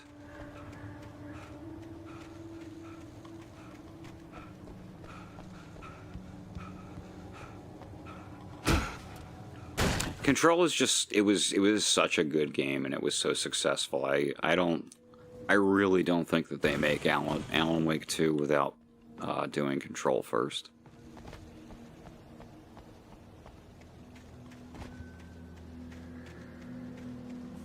Control, and then like the Alan Wake DLC for Control.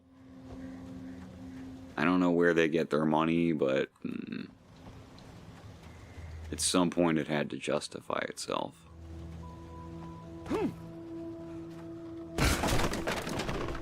Plus the whole connected universe thing, right? That's like all the rage. Strike while the iron's hot as far as that goes, because it's like a ticket to do whatever you want.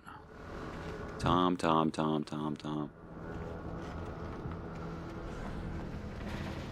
You wish you'd see more of that. Like, because I don't think the shared universe thing is bad.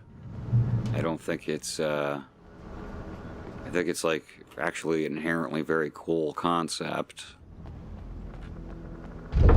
to like have integrated to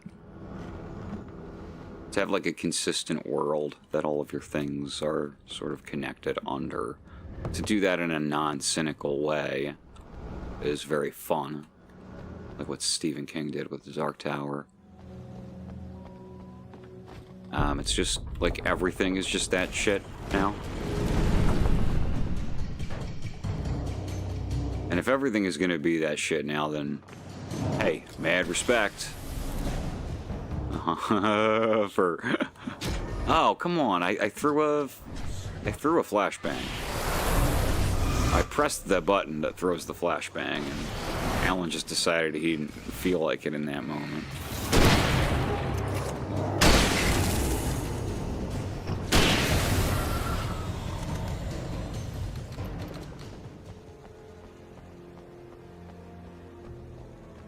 Yeah, it's like a brilliant concept, actually, that they can sort of make anything and loop it back to Control. Control can just sort of exist as this nexus point for all of it, because it's all Control is about, wrangling all of the different supernatural shit going on in the world.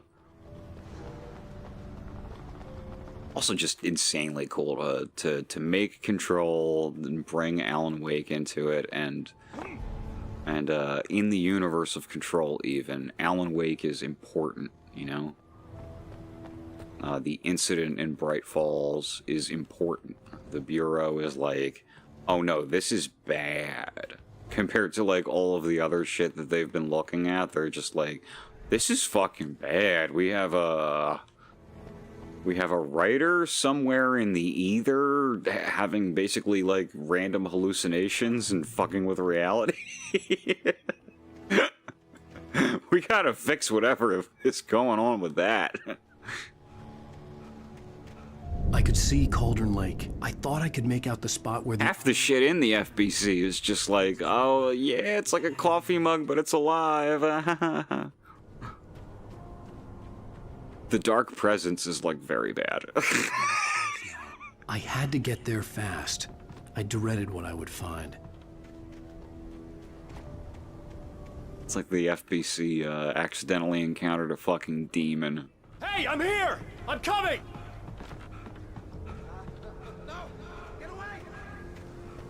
A refrigerator that eats people if you stop looking at it. There's so many fun little things going on in Control. We don't have a wife. We don't know where she is. She's probably drowned. We just said we had her to make him play ball. You see? Ugh. Really? I could never have guessed. I had no idea.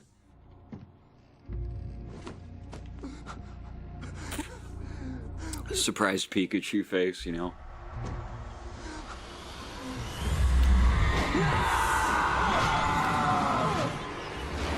I can't believe this fucking guy was full of shit.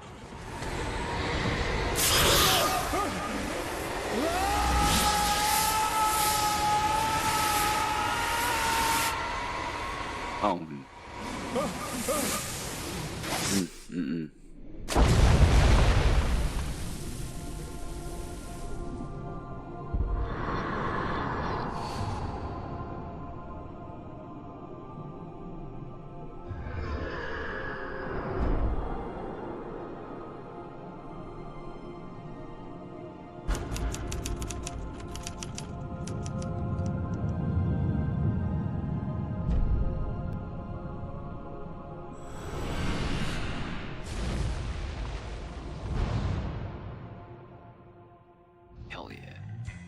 Jesse, what up?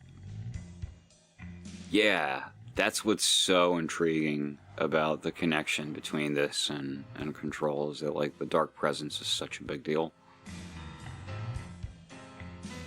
More powerful than the board, but also, like, completely powerless to do anything about it unless it has a person, like Alan Wake. I was cut from her belly with a Stanley knife. My daddy did a jig with a drunk midwife. Who's that yonder hole in flames? Dragging behind him a sack of chains. There's a lot of praise going around for the music in Alan Wake 2, and deservedly so. They're good compositions. The lyrics are a little... When you make songs that are exclusively for a very specific story in a game, the lyrics are going to be whatever, but, like, it's a good soundtrack. But, like, Alan Wake 1 just picking out great songs. Like, this is so perfect. this does more for the atmosphere of Alan Wake than like a lot of things they've done so far. Just having this in here.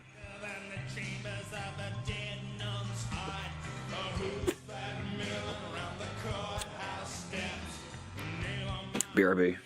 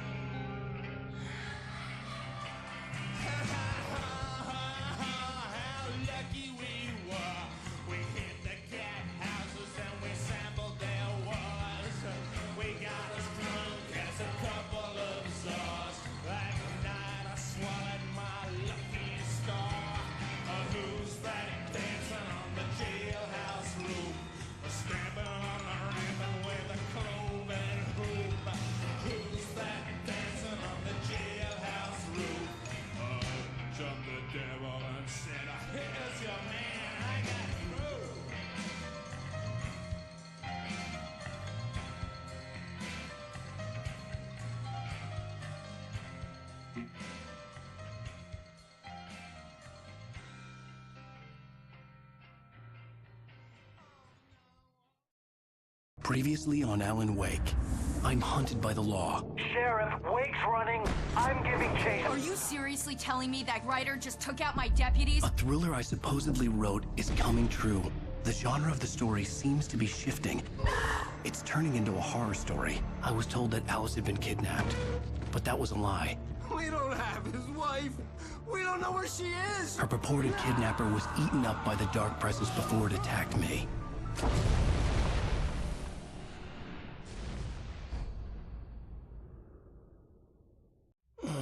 Alan, shh, baby. It was just a nightmare. Alice. There you go, Alan. Hartman, I fell. I had to give you a sedative. Don't fight it. You went through another rough period. What? Right now, it's very important that you stay calm. Scratch's name both being the sound of scratching, For a while. as well as representing Alan's name scribbled out on the manuscript. Very fucking cool. It's okay, Alan. Just let go. Scratch is introduced at the very end of this game. And I mean, I think they even call him Mr. Scratch.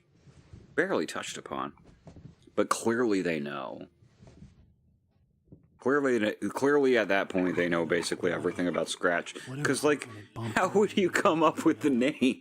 I felt like this was happening to someone otherwise. Someone I was watching on television. I couldn't think. Couldn't focus. I mean, Scratch is like the devil's name. Old Scratch is one of the names for the devil. I used the name Scratch in something that I wrote once because it's just a very evocative name. But the way that, like, Alan Wake's doppelganger could have been named fucking anything, and they picked Mr. Scratch. Are we feeling... And they made it the sound of scratching. What could it be other than so sure, what it is? I get the message. Loud and clear. Why, right. That's the spirit. You're being very brave. They just pick it out of a hat. I understand. It's the sound of scratching. Would be more It's the sound of scribbling out Alan's name. blame you for it. Big of you. Now. Yeah, it's great. We'll reacquaint you with my clinic. Who's more familiar with scratching than a fucking writer? Little walk and some... You're always scratching shit out. Always second-guessing yourself. I know what it's like. This corridor is for patients. Most of them aren't here right now. Jack took them out for a fishing trip, except for the ones who are If you've played Control, knowing who this guy is kind of funny. Creativity as a part of the recovery Right, Jess? here at Cauldron Lake Lodge. I specialize in treating artists.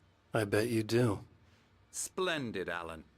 I honestly believe we can get this thing under control if we work together. This way, Alan. I didn't remember who Hartman was when I played the Control DLC. I was like, that guy? That's what was going on? Jesus. He's such a piece of shit, yeah. Alan, from past experience with you, I know I need to get right into the heart of the matter as quickly as I can after an episode. So I'm just going to say this. Alice is dead. No, she's not. You're in a very vulnerable state until you understand and accept this. Alice drowned, and you couldn't face that. You're suffering from hallucinations, paranoid delusions, unusual thinking, an obsession about light. One of the ways in which I think that this section is kind of nonsense. Your mind has constructed an elaborate fantasy. What is Hartman doing exactly with Alan here? Because from his point, it's not like he's in on it with the dark presence or anything. Stop you. What? I wasn't ready for another shot, so I went along with it. He had to be lying. You can't get away with just like bringing this dude in here and making him live here in the middle of all this. This is not justified. You've been making it up. Under the premise of, by the way, your wife is dead. No one has been killed. And like, he has absolutely no way of knowing that. Subconscious mind trying to protect you from the too painful truth. Unless we fight the fantasy, it will return. You would think that Alan just like woke up a month later, the way this guy is talking. Sense than the insane supernatural conspiracy you have concocted in your mind? You're a skeptic. They want this to make you second guess yourself, but it's just so slapped together. Explained logically. I criticize the things I love the most. I was watching the Sarah Z video on Buffy Season 6, which... It's good that video exists, so I can re-experience Buffy in that way, because I'm never going to watch it again. Get tired of this view. It sounds way too difficult to get through, and lake spread below. We've all grown a lot. Peak on the other side of the lake. I thought I could but she said something like that, like, with Alice. When you love something a lot, you just end up noticing the things that aren't perfect about it, because, like, you're gonna look at it more than you look at anything. I really love Alan Wake. There being a mention of that in the weather forecast. Maybe not even in spite of, but because of how fucked up and janky it is. Alan, what I'm telling you is good news. Right now, we're in control. Every time you have a relapse, it gets more and more difficult to resurface from the dark depths of your imagination. Not surprising, considering your profession. Imagination is what you work with. After all, you're not... It does work better than the kidnapper who clearly didn't kidnap anyone. Why is that? Because I'm lying? Nah, I mean, okay, he's not like in cahoots with the dark presence, but he understands that I let him talk. Hartman obviously... Artists have power in this place, right? Madly inside my head. Sure. I dug my nails into the palms of my hands to stay focused. It's still like such an insane thing to do in the middle of what's going on with this man. Come along. Let's go inside. Like the fucking federal government is after Alan Wake. Here's the entrance to the office wing. That's for staff only. You were impressed by my trophies when you first arrived here. I do love to hunt. The great outdoors, man versus nature. It's wonderful stuff. Pretty damn wonderful, yeah. It would be fine in isolation. That's right, I got you. Got you Emerson. good. I'm a real bad dream, mister. You should be afraid of me. Don't want to run in. But like Alan was just running away from the FBI last night. Mr. Wake is confused enough as it is. Yeah, you'd like me to go away so you won't be scared. But you can't just decide what kind of dream you have or when you have it. Emerson. Okay. Sorry. This is just my theory. That's Emerson. But I think that the game originally being He works on open world, being envisioned that way. Of course, but This sort of thing would have played better. which makes him receptive to my therapeutic methods. No kidding.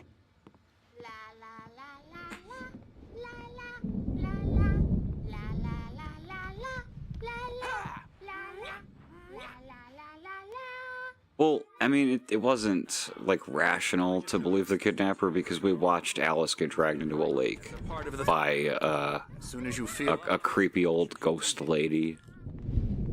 So, like, why would some guy have her?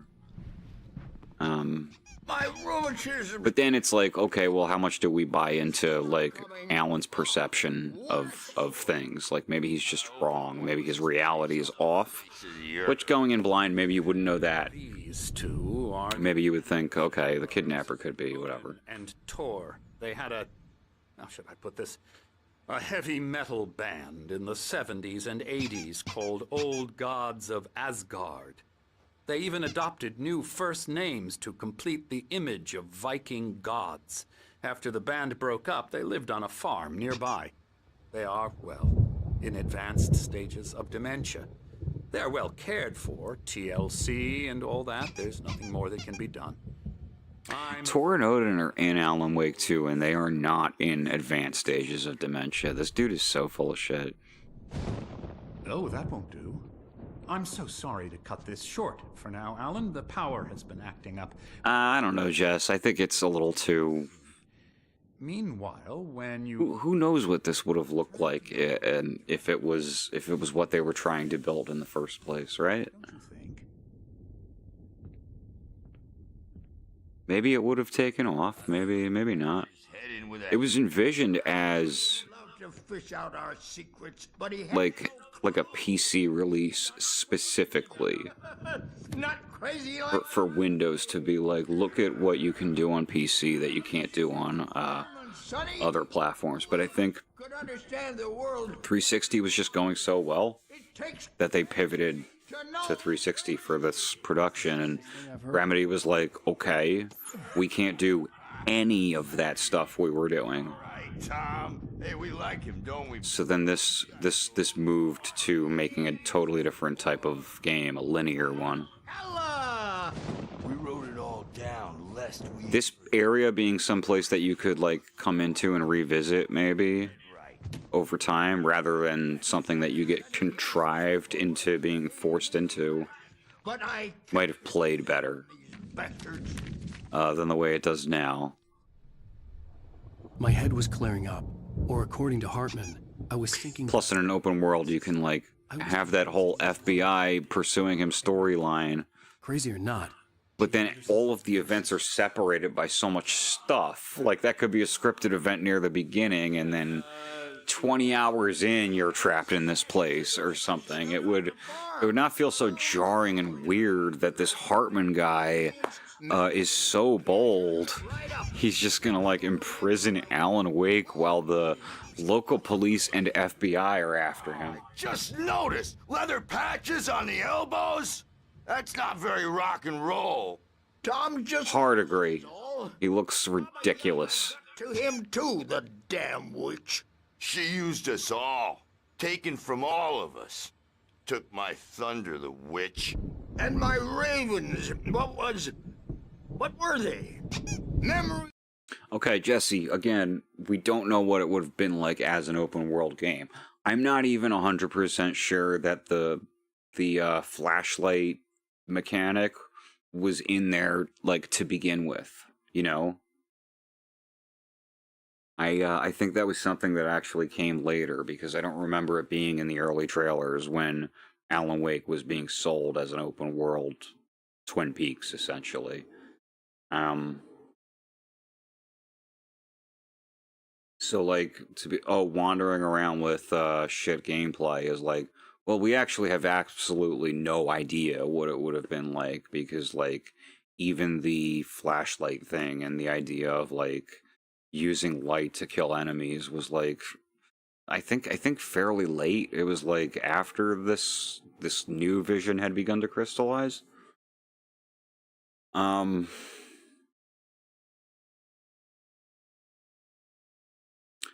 Yes, also the fact that you don't really get to know all of these people is more of a problem than I think they want it to be. I feel like I should be somewhat attached to this place, and I should know all of these folks before the shit completely hits the fan, and that just doesn't happen here. And it would have happened more naturally in an open world setting.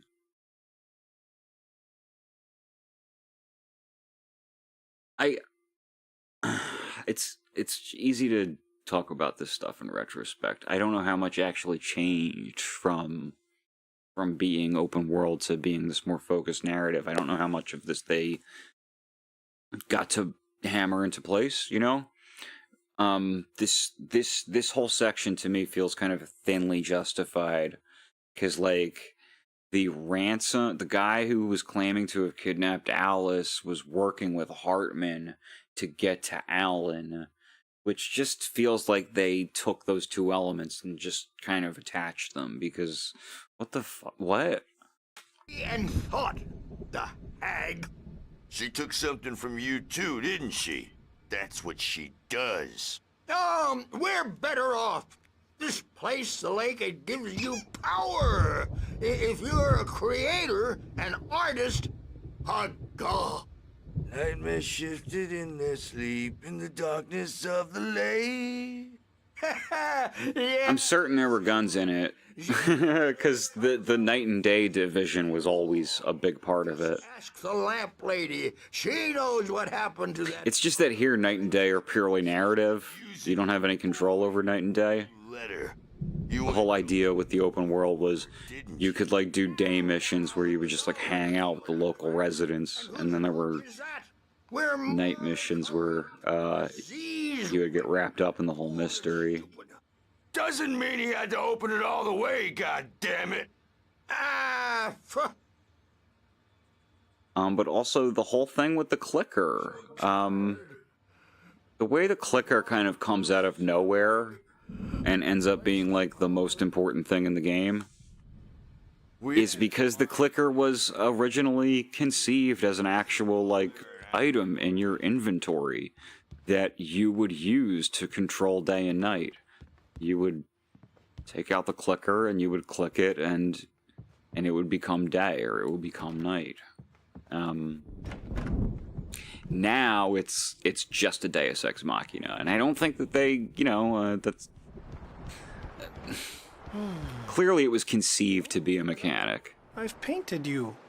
Okay. Now it is a Deus Ex Machina that gets introduced in a late chapter. Dr. Hartman wanted me to paint landscapes, and that's what I was doing. But now I've been doing these things, a lot of them. The images just keep coming. Dr. Hartman likes them. He has them in his office. Yeah? He's very proud of me. He says I'm getting much better. I think I'm getting better. Well, I guess I'd better start wrapping this up. The storm is almost here. Look at that. I'd hate to be out there tonight. Yeah, it doesn't look good up there. But that doesn't look like any fucking storm I ever saw, though. Looks like the dark presence bearing down on us. So they won't shut up, and the writers won't shut up either, because they have feelings. Hey, Wake, why don't you humor Dr. Hartman and give the writing a shot, huh? Typewriter's in your room. You can get to your room by those stairs, Wake. Yeah, sure, dude. I screwed around here for a long time. We'll watch TV. I'm not myself. It's hard to think. There's a shadow inside my head. I can only focus on writing everything. I'm not gonna go looking around for manuscript pages. I'm gonna just play straight through. But it's always dark outside. My editor is real. I saw her again. She's not human. It's not human. A dark presence is wearing the old woman's face. She was covered in clinging shadows. There's a hole in her chest where her heart should be. Oh, that's great. I think I've made a horrible mistake. I don't think I'm any closer to saving Alice. It's been lying to me, using me to get the story it wants, and to... I'm not saying that I wish Alan Wake had turned out differently, or anything like that. These QR codes, they take you to YouTube videos of stuff. I saw one that was just like Alan writing in the dark place, and I guess it was like supplemental to the story here, but like, I think one of them is just like a GIF of Sam Lake making the Max Payne face, and it says constipation on it. Like a very, very 2005 Reddit GIF. There's just random links to things. I'm not using those. Hartman wanted me to write. I'm not using those, and I will not. I refuse. I could just play along. That's what they're for. It was the only thing I could do with Nurse Birch watching me like a hawk. It's better than what the game was like when it first came out. No way to get my hands on them. This is more or less forgotten now, but Alan Wake was covered in fucking product placement. The generator hadn't been activated, and there was no key. Like, okay, Death Rally, that was a game that Remedy worked on. Probably that poster was there in the first place. But a lot of the posters and stuff that you see around, billboards, etc., were like ads for Energizer batteries. My eyes. I remember or Duracell or whatever. I don't remember which brand of batteries. They're batteries, but like the game was advertising batteries. You picked up actual Energizer batteries for your flashlight, you know. Wait, you stay here. I'm gonna go see what's up. You just keep doing what you're doing. This was done away with for the remaster. The QR codes are better. I didn't know what the chaos was all about, but it could be my not as intrusive. They were Energizer branded? Okay. I don't know. Here's a friendly poke from the old near wench. Oh, afraid of the crazy brothers, are ya? Not so weak now, are we? Well, things are unraveling fast, aren't they? Ha ha! Nah! Ah, ha, ha. It's my store. I'm taking it. Sinclair looked bad. That wasn't a love tap. The crazy old fart hit her hard. Oh. She was one of Hartman's goons. She had it coming. I knocked her out with a hammer. He had taken hate to see it. my manuscript pages. That's where he'd been keeping them. Come out and face the music, Birch. It's time to pay the piper. Where am I going? Maybe you could come out and beat our wrinkled adult diapered asses for it, since you're so tough, Birch. Nah. Yeah, like... The markings on the tape said they were recordings Hartman had made at the sessions with his patients. I saw Alice's name on one of them. For a moment, I couldn't breathe right. All the time. The parties, he's so angry all the time. He's getting violent. Do you mean with you? No, not with me. No, never. Sometimes I almost wish Alan would take a swing at me, because at least that lead to a conversation. Alan Wake is, I think, saved somewhat from being like a total my bitch wife story. You know the kind of story I mean, like a my bitch wife story, like a boomer story. By Alan Wake being so, like, unlikable and temperamental and shit, you can kind of understand Alice coming to this guy. I don't know. I want to say, I look at you, and it's not But it's borderline. some stranger who resembles you. She's meddling. Looking out from behind your eyes, and I don't like that guy much. And now it's all gonna go to hell. But you don't ever say this. No. I've tried, but he's not listening. He's too deep in his own problems, always going on about something else. I'm so afraid I'm gonna lose him, and we're not even talking anymore. He doesn't let me in anymore. He just keeps me in the dark. I'm so alone here. Even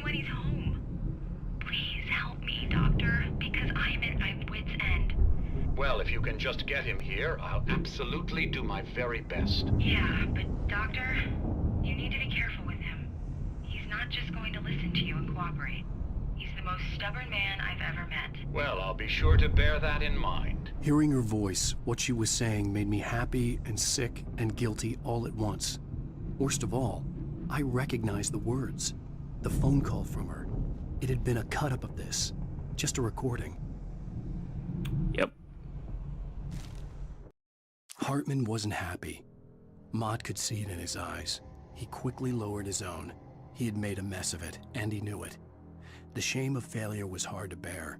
He hadn't expected Wake to say he needed more time, and he blurted out 2 days, less than Wake had asked for, to show him who was in charge. But that wasn't part of Hartman's plan.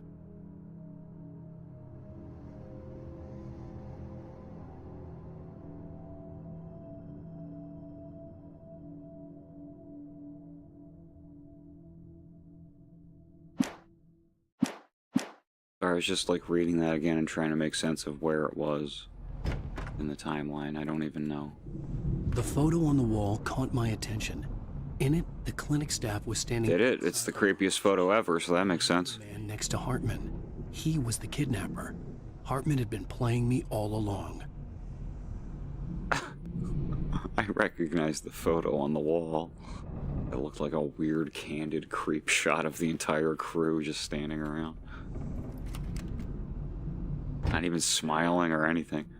Ow! About time! Barry, man, am I glad to see you. We need to get to Hartman's office. It's right next door. You okay? Yeah. I mean, no! The cops found me at Rose's trailer, but they didn't hassle me too much. I'm obviously a victim in this, and I demanded to be treated as such. Or else I'd sue their asses. Speaking of asses, that vet gave me a real hard time, but I had no clue where you were. That guy's crazy, Al. But he let me go, and then I get a call from Hartman, that son of a bitch, who tells me you're here, and I should come pick you up, but when I got here, 2 goons clobbered me and stuck me in there. What's with the cutout? I stole it from the diner to piss off Rose after what she did to us. That'll teach her. Yeah, that's a harsh punishment. Come on, pal, we gotta get going. It's very funny that he just like hangs on to the cutout. Did I fuck up here? Oh boy. I think we found ourselves a weird glitch. Check this out. Oh my god, it worked. What happened? These were all the... What did I do? I just turned it. And more.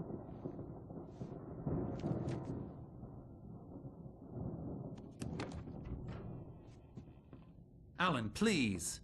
You're sliding back into the... Tell me one more lie and I'll shoot you in the face. Ah, well, it was worth a shot. Really, Wake, come on. It's also so awkward that this deception did not last for long at all. Barry, get out of here. I'll catch up with you. Get a car. We didn't even get a therapy session out of all this. Let's just go! Wake, listen to me. This is a mistake. Don't you see? Together we can create something absolutely wonderful. With your ability and mine.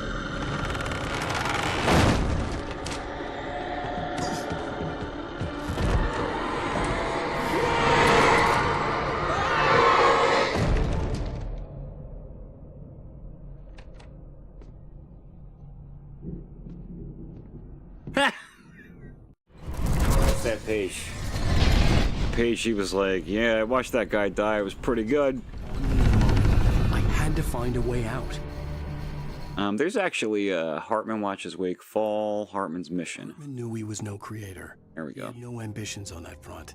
And he certainly didn't want to end up like every artist he had worked with here, damaged in ways that were hard to describe, or worse. It was enough for Hartman to maintain creative control and provide direction, to be a producer. That was what most of these people were in need of anyway. Of course, suitable subjects were few and far in between.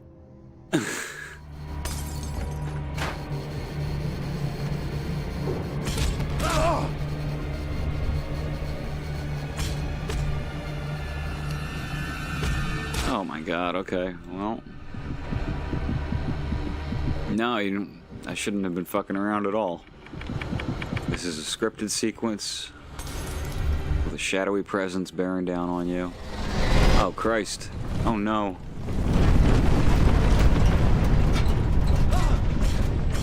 Okay, not there. Alan refusing therapy with a gun is so millennial. The dark presence would be on me in a moment. I had to find a way out.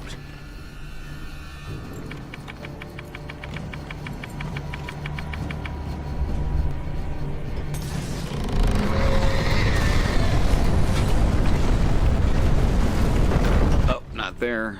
I needed light to get the possessed bookshelves out of my way. Oh, okay, we need light. We need light. That means I need to go upstairs, and I can't go up that way.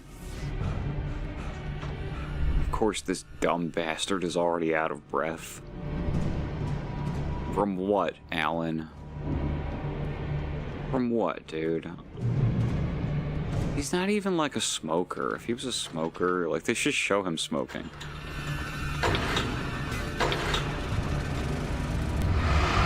Hey, there we go. Still taking too long.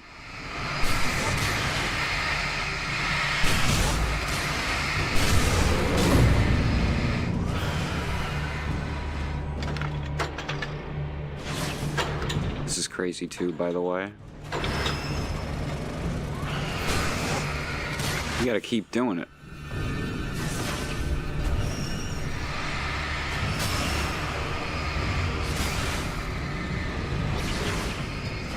Look at them taking their time.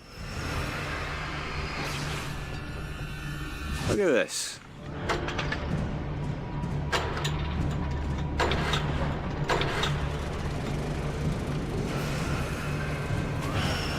He's a writer, not a walker. I was elected to lead, not to read.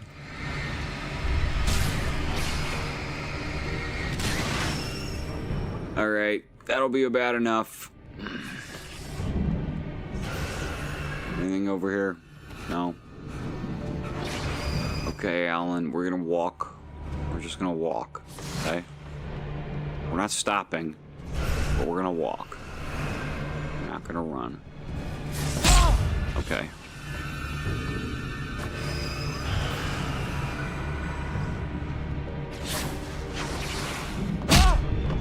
Dude, this sucks. Ah, god damn it.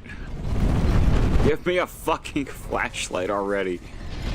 A flare. I can do with a flare. Ugh.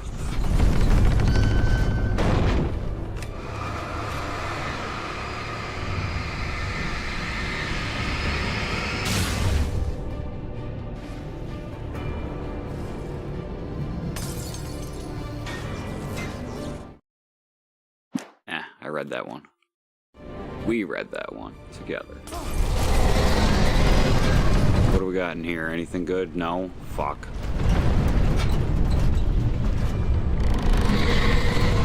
Door? Door? Door? Okay. Hello?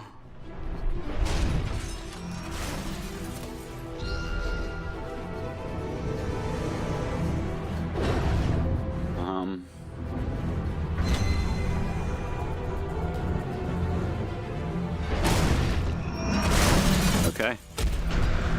No, get out of my way. Get out of my fucking way. Ah. Come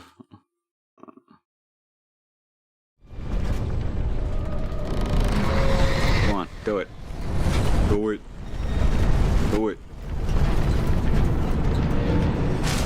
Do it. One more time. Let's do it. Alright. Now what? What else? No? More. Get your ass back here. Okay, fine. That's fine. That's great, you know? That's really good. Ow, ow! I'm here! This is hysterically funny. Look at this. He's fucking like dying. Car, but the gate's locked. You're gonna have to go through the hedge maze over there. Barry, I don't have a light. Kill me, I'm here. Kill me. Yeah, give me. Oh. Look at the house, Al! Look out! I'm looking. Oh. Is that good? Oh. I don't think that's good. Look at this asshole. Like, what are you even... Come on. Move.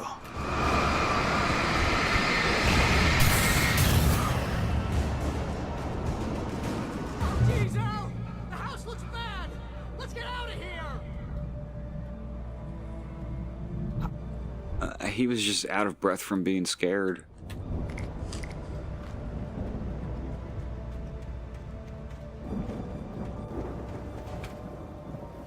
Oh yeah, hedge maze. Did y'all know the trick to navigating a maze is to just only turn right? Unless you don't get the option to turn right. You know? Just keep doing it forever. Just keep turning right forever. You'll eventually get to the exit. Oh.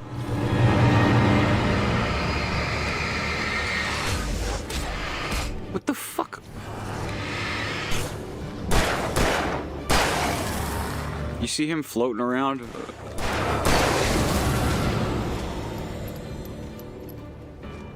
Batteries, yeah, sure. Anything? Nope.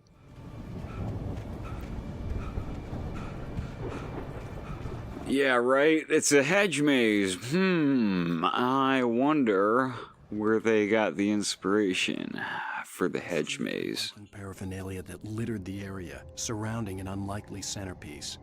A full-side stage complete with an impressive sound system with all the trimmings, including a dragon.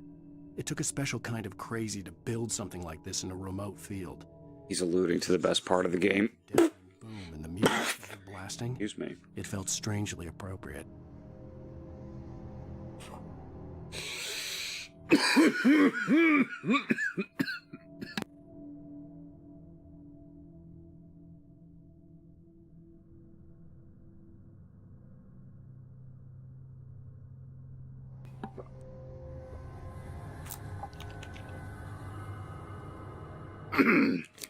It's medicinal.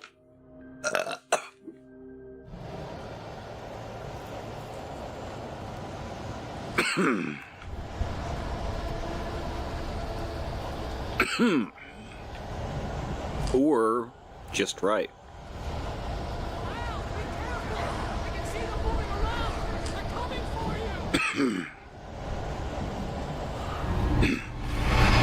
That's fine, Barry. I'm just gonna keep on turning right.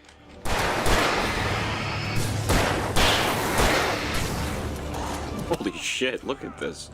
Look at the... Pursuing me with such... I am in a corner. I am in a corner.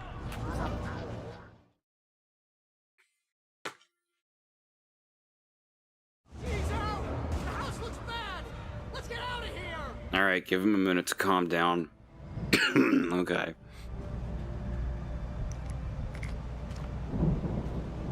Game protagonists back in 2010, I believe. Yeah, they always needed a minute to calm down.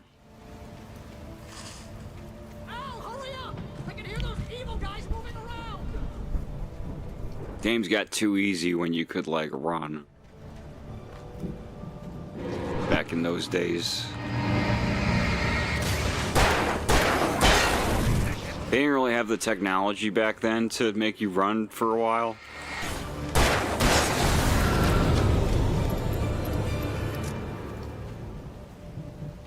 There are a few things in Alan Wake's American Nightmare that I wish they had just put in the fucking Alan Wake remaster.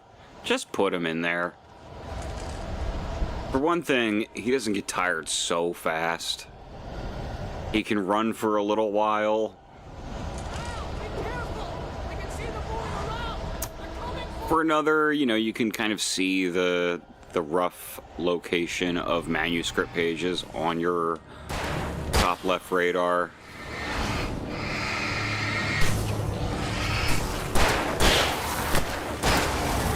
combat controls are a little tighter.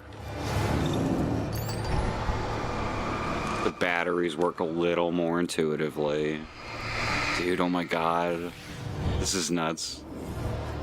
You would think I was playing Nightmare Mode. I don't even remember it being this hard. Maybe I don't know. Maybe I did it accidentally. Maybe it scales in some way. I don't know. I did not have, I feel like I didn't have these kinds of, difficulties on normal mode first time through. I feel like I didn't have to plug them so many times. That's a new page for me. Hartman hurried down the corridor. He had disliked leaving Wake when he was surely at his most susceptible to therapy. But this was not an ordinary storm. Wake had been writing, and he had woken something up in the depths of the lake. Now, it was coming for him. Hartman had naturally prepared for a situation like this. The idiot brothers would keep Wake distracted while Hartman double-checked everything, just to be sure. New manuscript page. Alright, back to turning right. Turning right, turning right, turning right, turning right. Dead end. Turn right. Turn right. Right. Dead end. Turn right. You know, I'm actually like, this can't be right. I feel like this can't be right. I missed an exit somewhere. Yeah, for sure. There's more. Alright, my method failed me, but only because I got turned around. On the channel, we turn it off. We don't want any fighting. It makes me sad.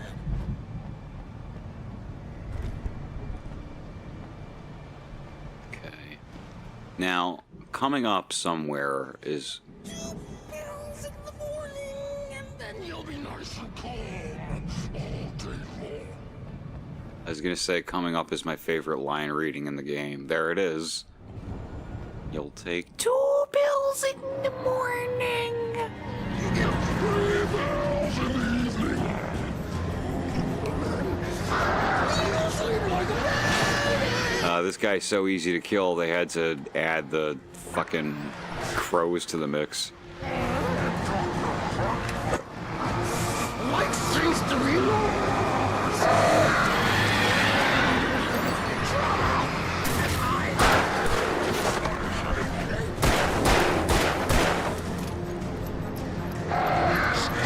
He's got the axe like Jack Torrance. It's pretty good.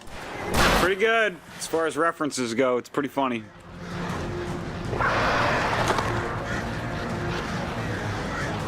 Yeah. Oh, come on. And look at him all tired.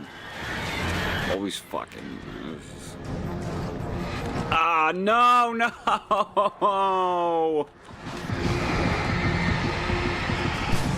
I don't have the amount of health that I need to be dealing with this.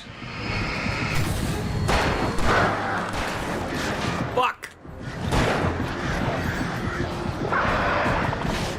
Fuck.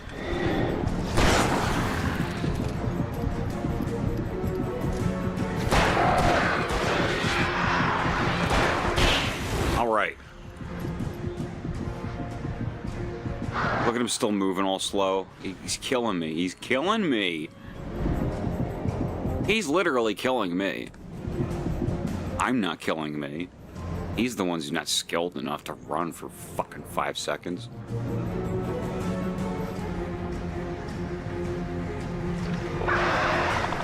Enough! Oh God, with the birds already. Oh, they're gone. What was... Oh. Yo.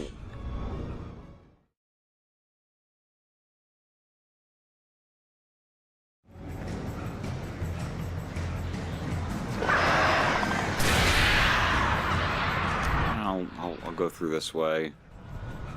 A little more elusive. Nope, not actually. Again, very unevenly applied dodge mechanics here.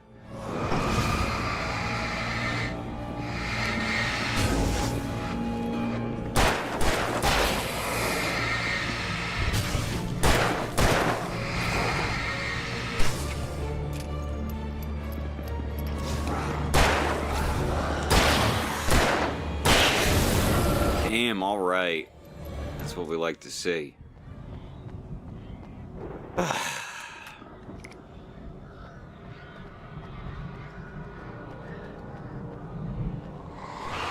Oh, not more of this bullshit. Ah. Right. Yeah.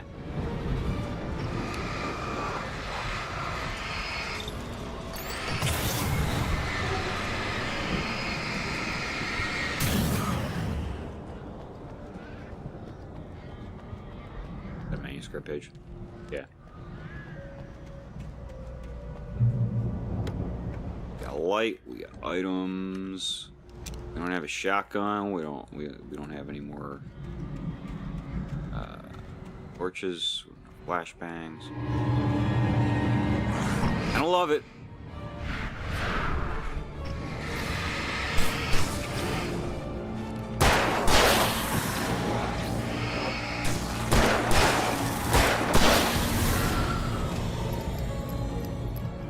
Yeah, really the difference in Nightmare Mode is that you have to, like, almost empty a clip into each of those guys.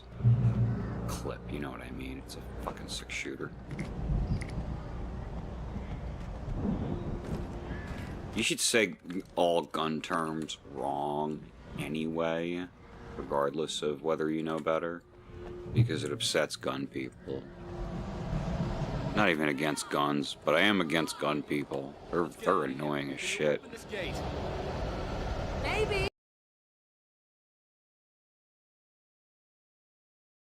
He showed up, and the key. The AR-15 stands for assault rifle. I get real mad when you say that. I don't know why. They correct you like you don't already know. The AR stands for assault rifle. 15 stands for the average age of the person who dies when you use it. Hurry up, Barry! I'm on it! Yeah, alright. Oh, let's get the fuck out of here.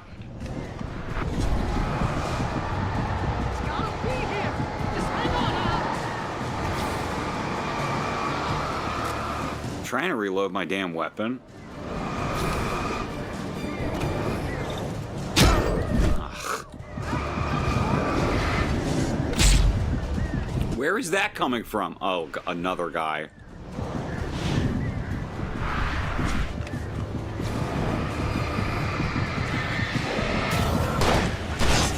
Insane. Ow.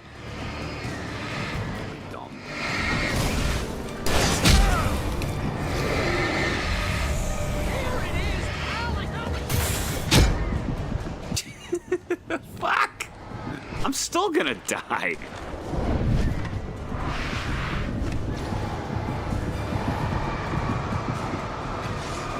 Just get eaten up by the light already, for God's sake.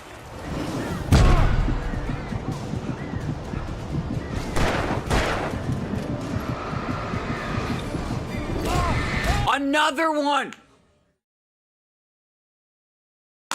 Y'all. This is it for this chapter. This is basically the climactic part, but... wow. Hurry up, Barry! I'm on it! I'm on it! Half of this has got to be streaming, too. Like, the difficulty of it, at least for me, because... I just did this. I did it in, fucking Nightmare Mode.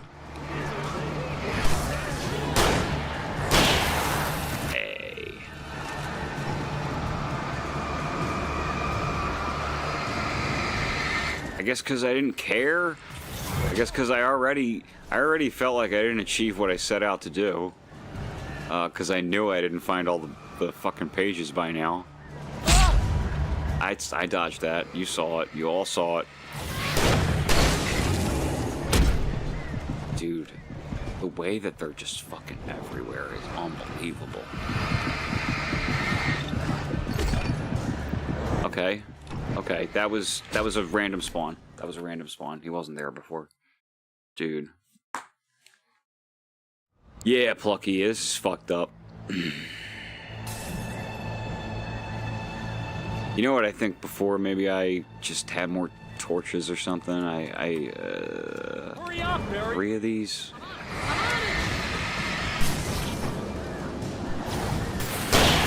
Let's use the torches as much as possible. Ah, fuck you.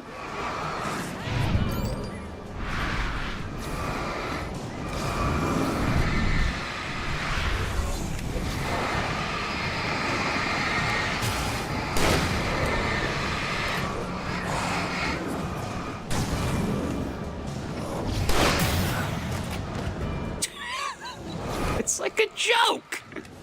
It's like they're making fun of me.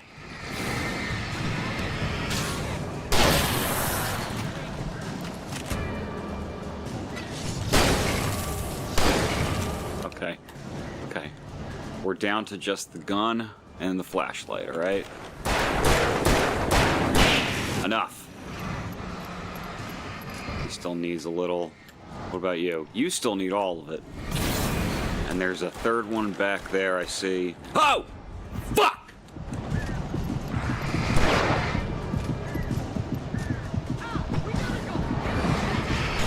Fucking horse shit.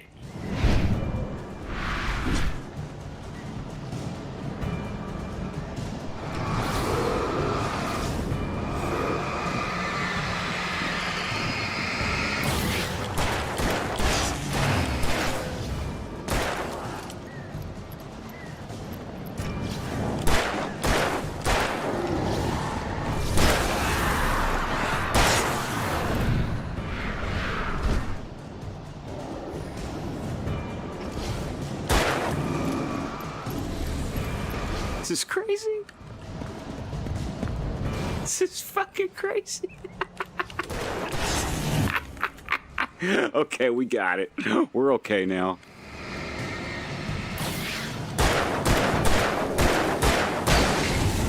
Oh boy.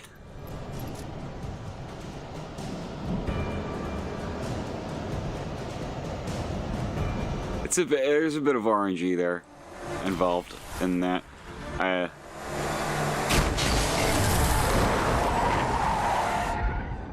Al, please tell me we're headed for the nearest "You're now leaving Bright Falls. Come back soon" sign. We're going to the Anderson farm. I knew you were gonna say something like that. You know what? You owe me big time for this. When this is through, if we make it, I don't care what anybody says, I'm done with darkness. You're gonna buy me a tanning bed as a gift, and I'm gonna live in it.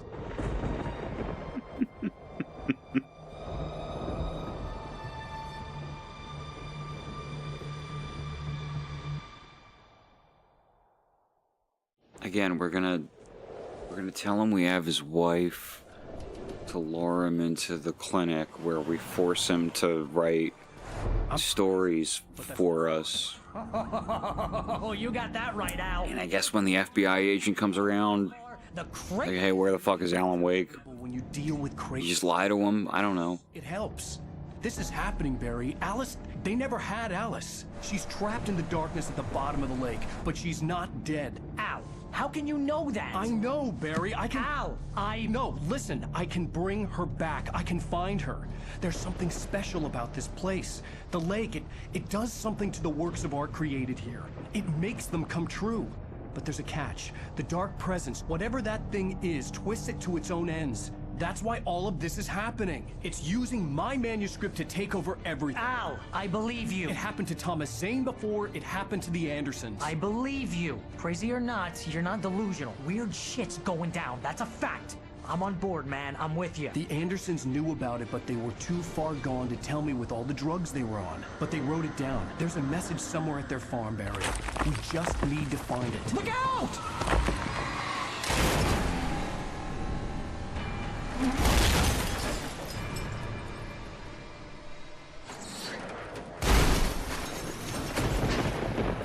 Al!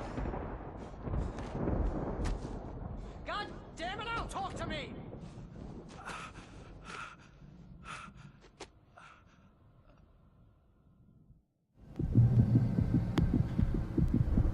I had lost my gun in the crash.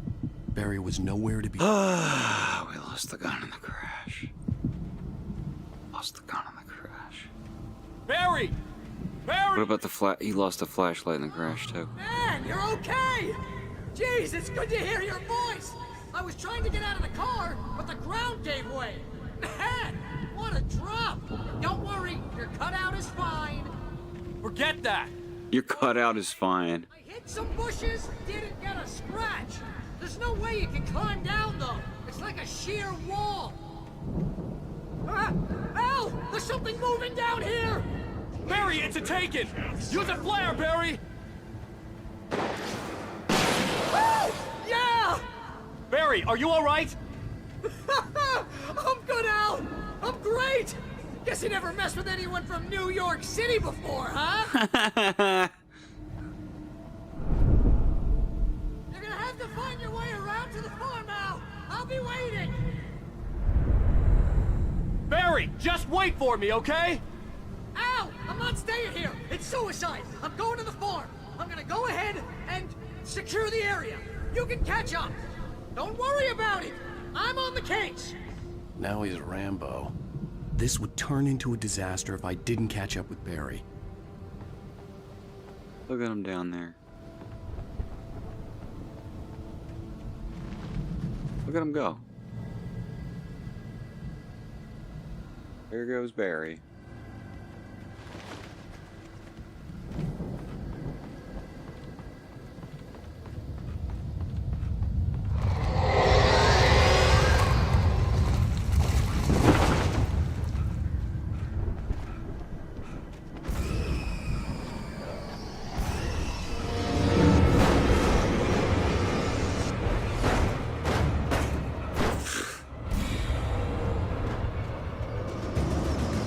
It's like he just starts moving in slow motion. Oh no. Well, coffee thermos. I guess that's pretty cool. What the fuck, dude? What is this nonsense?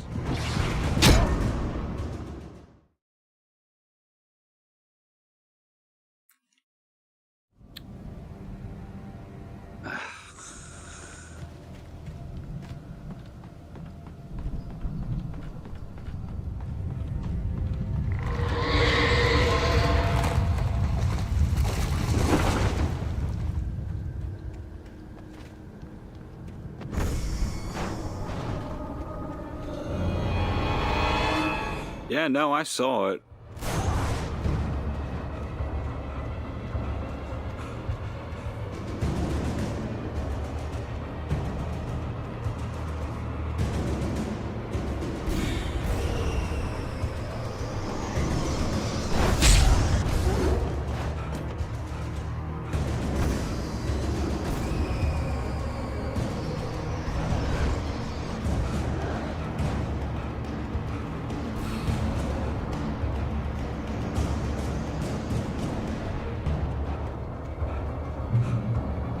Shadows crawled over the gate. I needed a light to destroy them to get through. This is all leading up to the best part of the game, pretty much.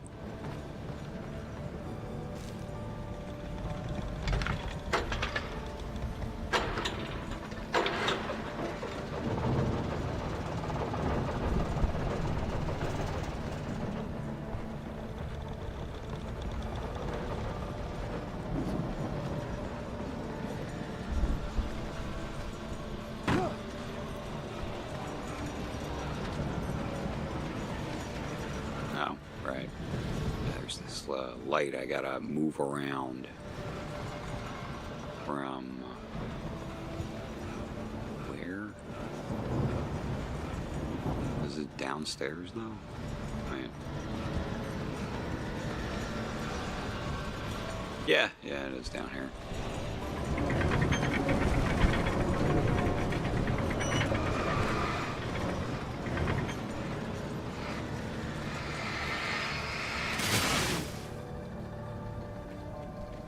I could sense the movement in the woods ahead. Facing the enemy without a weapon was dangerous, but I had no choice.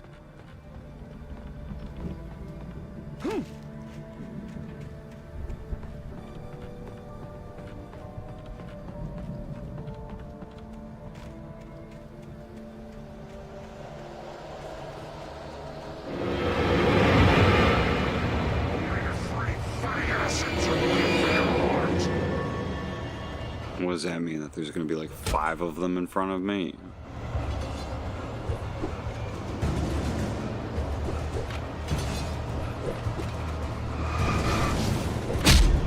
Like...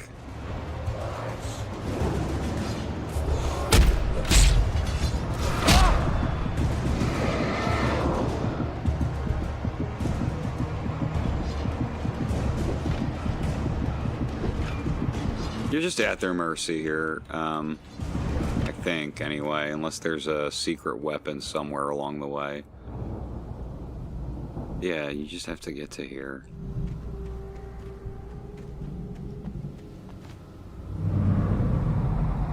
For all I know, there is a secret weapon along the way. Headed in the same general direction as I was.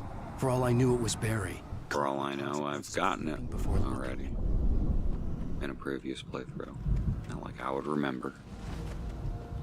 Oh, those were regular crows. Those weren't the kind I need to worry about. Yeah, I'll take the heavy-duty flashlight. Why even prompt me? There's no disadvantage to taking the better flashlight.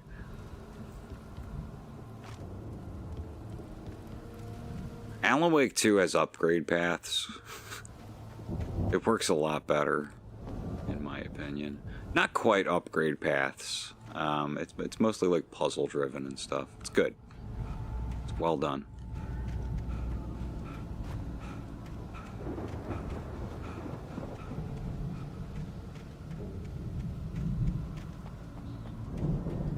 I can't find a use for a crossbow.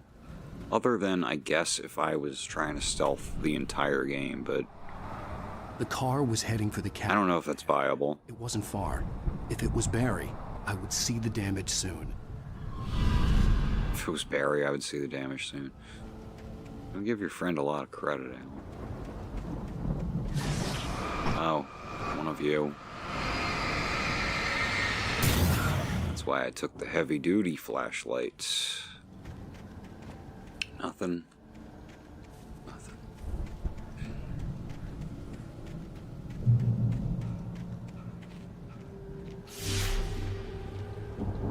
I'm trying to deliver each page to the right time and place. I'm trying to show you how the story goes. It's Thomas Zane. Glimpses of the light before. I had seen it in my dream. It was a strange spaceman or a diver in a bulky suit. He was the one who'd been placing the pages on my path. The dark presence followed the choreography laid out to it in the manuscript, growing stronger and stronger, moving like a storm from one scene of destruction to the next. But it was still bound to follow the story and chained to the dark place it came from. When the story reached the end it longed for, it would finally be free.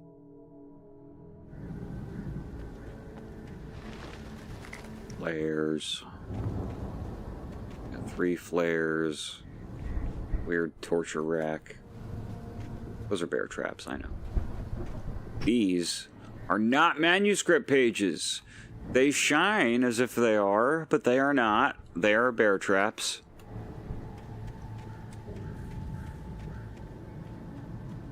And they're everywhere. Everywhere. Really everywhere. Very easy to just walk right into one. Yeah, see? That spaceman is Thomas Zane, a poet who was previously trapped in the dark place.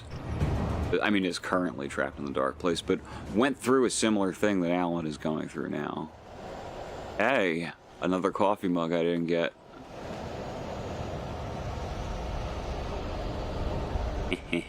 How do you like me now? Oh, no. No weapons. Can you walk into the trap? No. Nope. No, why would we be able to do something cool? Did he explode just now? From what? Whatever, don't look a gift horse in the mouth, I suppose.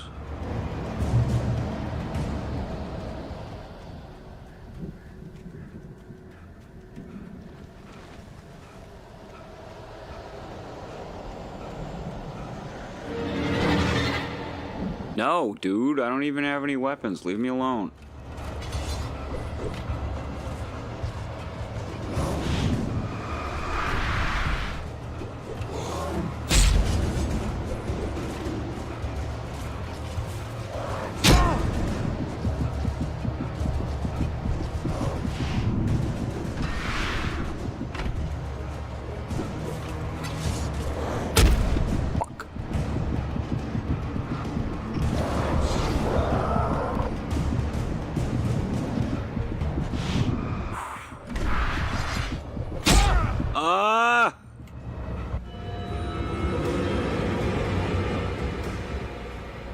I wish the spaceman was Billy Zane.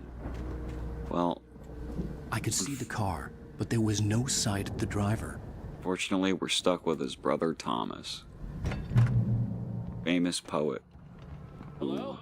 He's Anybody? also a filmmaker, I think. Barry! Not clear on all that. Danny, you're not. Ah! Please. Ah! What are you? Ah! No, don't. I'm sorry. Ah! Ah! Vaxxed?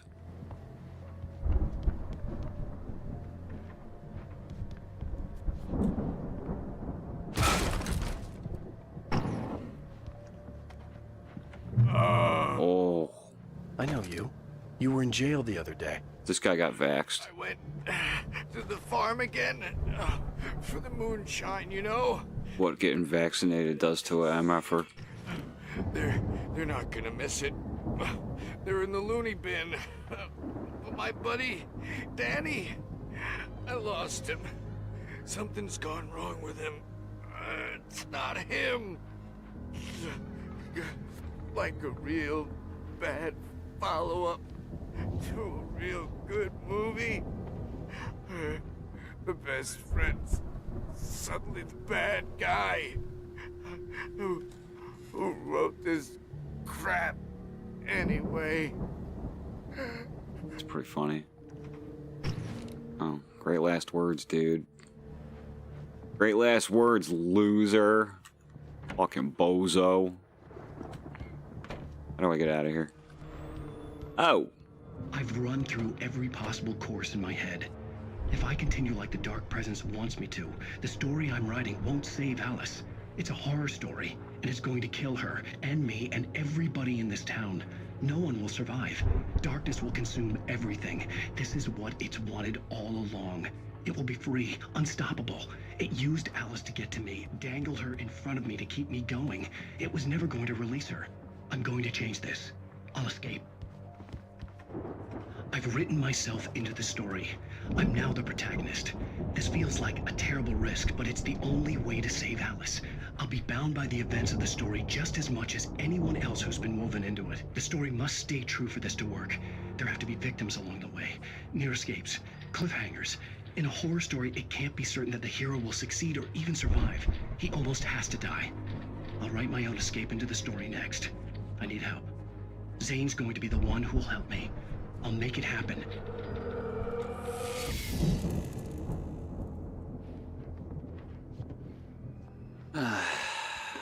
Alright,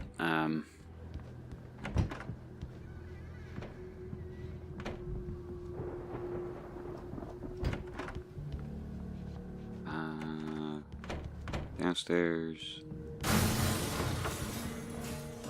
What?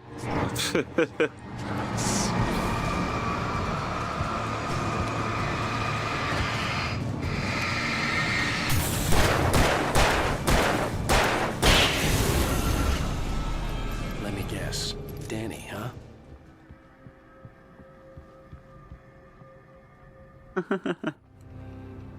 Hey, sweetie. The door was locked. How's work, babe? I'm sure it's a fucking bummer. How do I get out of here?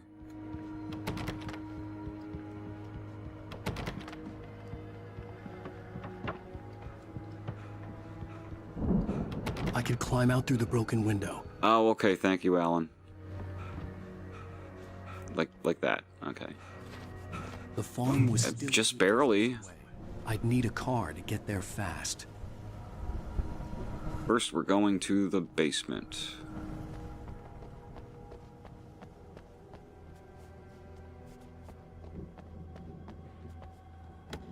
Aw. Sorry, hon.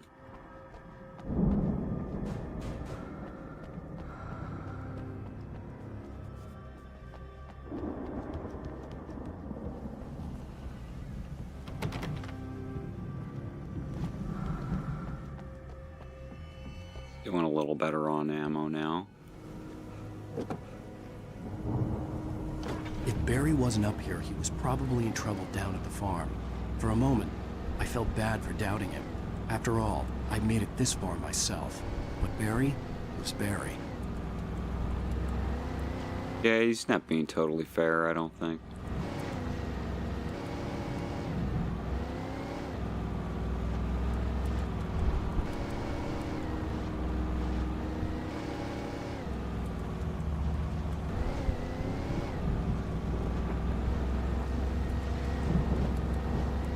We're about to be coming up on, like, pretty much the best part of the game, I think.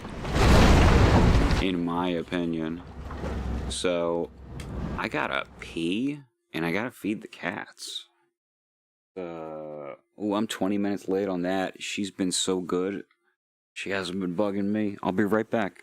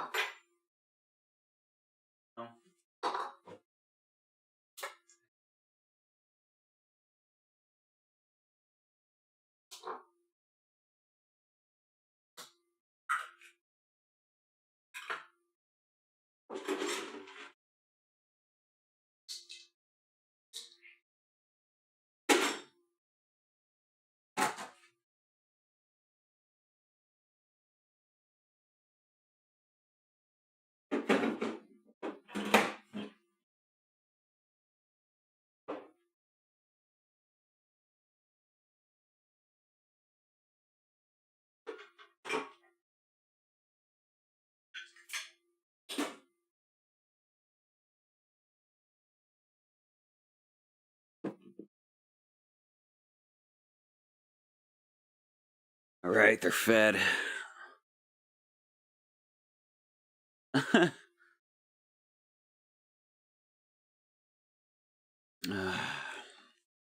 Mickey is probably gone by now, but love you. Bro, you ever do horse paste? Or DMT? Oh. just back up. It's fine. You can just back the car up. There you go. Okay, the car's not getting through here.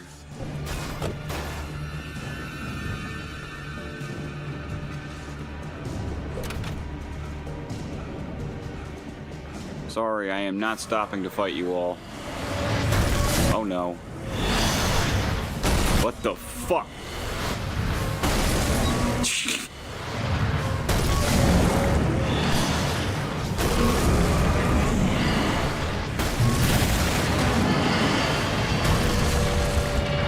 Okay, better.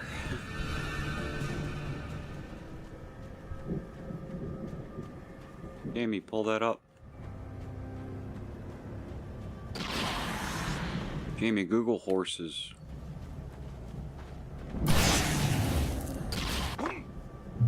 I think it's sort of cool that every reactionary podcast has a Jamie, you know? Every reactionary psychopath has a podcast that it's like they have a sidekick who's just dumber than they are. I'd known the brothers used to be and they look things up. But it hadn't really sunk in until I saw the stage. It's the same sort of archetype every time, whether you're Tim Pool or... Ow! Run! Incoming! There's too many of them!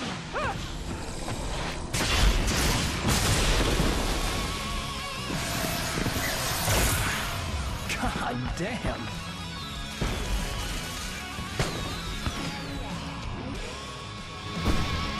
All right. So glad you decided to go it alone, Mr. Bronson. Shut up and shoot! Ow! We have to fight them off! I can set off 4 of the fireworks from here and help you out! Hey, Al! Did you notice there's a lot of ammo? This place is... Not going great. Not going great. Not going great. Alan basically refusing to take out a torch. Not good. Very bad. Shut up and It's so fucking finicky. Ow! We have to fight them off! I can set off 4 of the fireworks from here and help you out! Yeah! Hey, Al! Did you notice there's a lot of ammo and stuff around? This place is stuck! Al, hold on! I'm trying to get the stage lights on!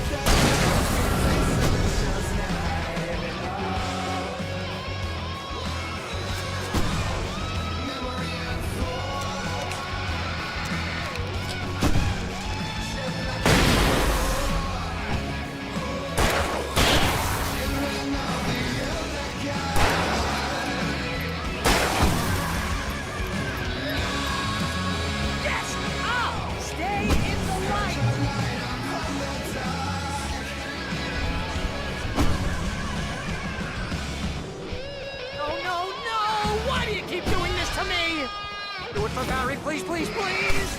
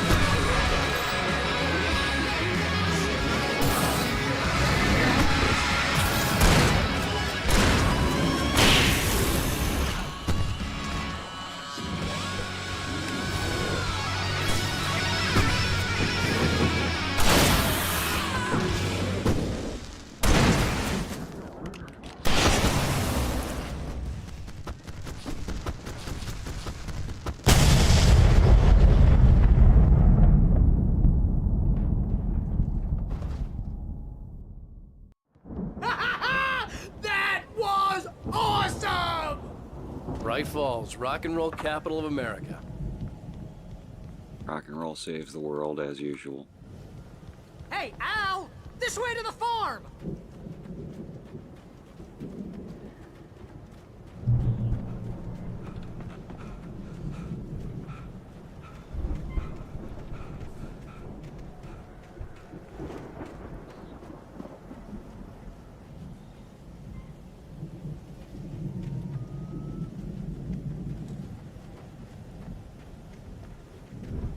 See, bestseller? No reason to worry. Your cutout's good as new, right where I left it.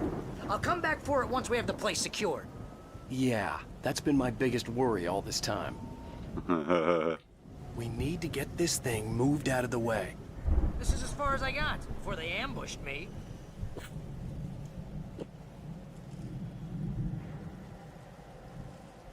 Alan wrote that he had a battle on a stage while metal and pyrotechnics blasted around him. And the dark presence was just like, sure, okay. I guess so, I mean, yeah.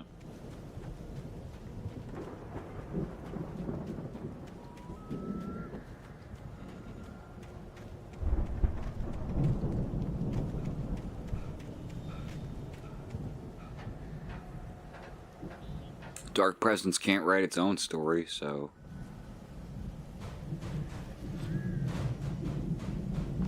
Hey, I think Alan Wake here has something to say. What's that, Al? Ooh, I'm Alan Wake. I'm always right about everything. And if I don't get my way, I'll sulk all day long. I'm always intense and moody. It makes me very attractive and mysterious. Right now, I'm just standing here because I need my best friend Barry to carry me. But that's okay. I can just take him for granted. I think I see what you did there. Yeah, it was pretty good. You want me to do my imitation of Barry Wheeler? No? Thought so. It rewrites what he writes.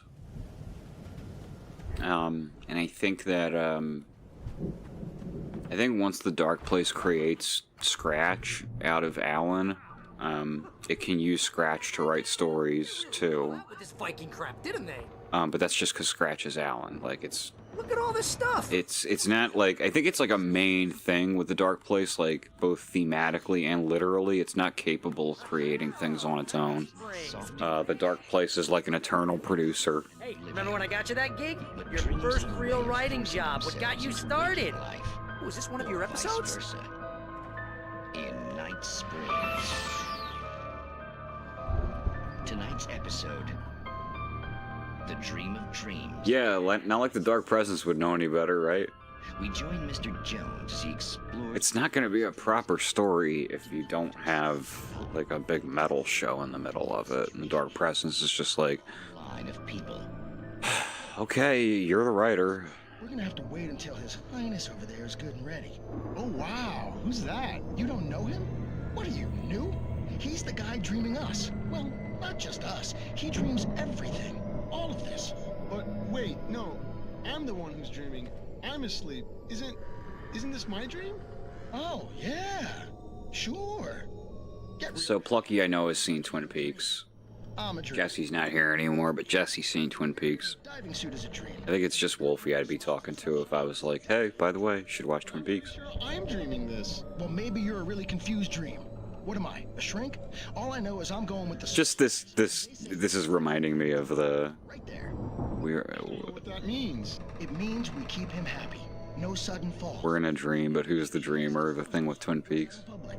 No chases where the monster is nipping at his heels and he runs like crazy, but his legs don't seem to get him anywhere. None of that. Because if he wakes up in a cold sweat... Oh... Yeah, precisely. So we wait till he wants to move on. Keep things nice and calm. Hey, something's happening here. Yeah? What's that? What? Can't you hear that? Oh, God help us, it's an alarm clock. Oh, it's you, isn't it? Please, man, I got a wife and kids. Please don't wait.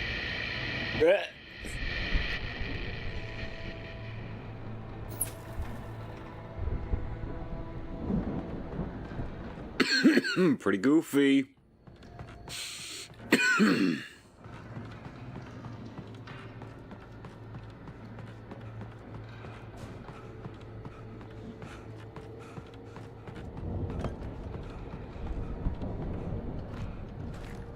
I could only do so much Alan Wake before I started watching Twin Peaks again.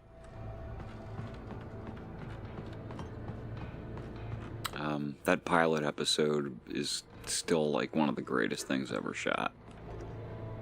And season 2, which I'm starting now, I forgot the first damn episode of it is like brilliant. I guess Lynch directed it, you can tell. But like that first episode of season 2 was fucking brilliant. It was great stuff. Twin Peaks has several episodes that are just like masterpieces. Problem is that it has a bunch of that are just like crap. But mostly it's contained to the same stretch of episodes in season 2. The Viking boat looked imposing, almost like a battering ram.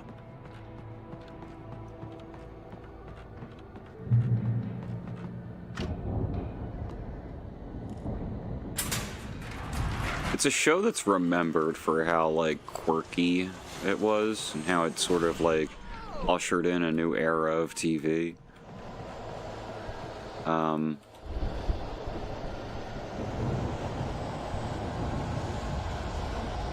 And then watching that pilot episode, you're just like, oh right, it's just the most harrowing tragedy I've ever seen. It's just like a bunch of people reacting in basically real time to finding out that someone they cared about died. It's like the whole pilot episode, and it's rough. The confidence to make that episode, to deliver that, and to be right. Like, that was the national phenomenon that really caught on for like a year.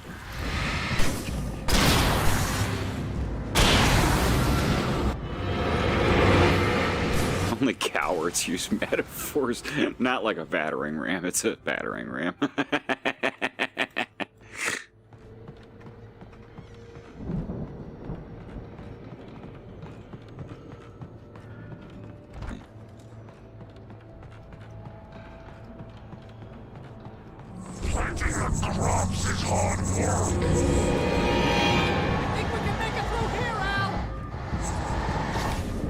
What was bro doing? Ha! He ran into this thing.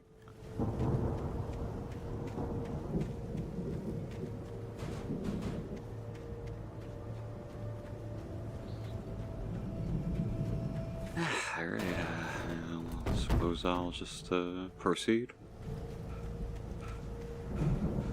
Oh, that's just my new drift issue that's been happening recently, where I look up into the sky for no reason. It's long time to replace this fucking controller. Both of my DualSense controllers are gonna need to be replaced, and I guess the whole thing with the $200 DualSense Edge or whatever it's called is you buy 2 of these and you realize they're, oh no, what? Oh, this is gonna take some management. And I guess maybe you realize in the long run you're gonna be better off with the uber expensive controller, because it's the one that's not gonna have a bunch of fucking problems.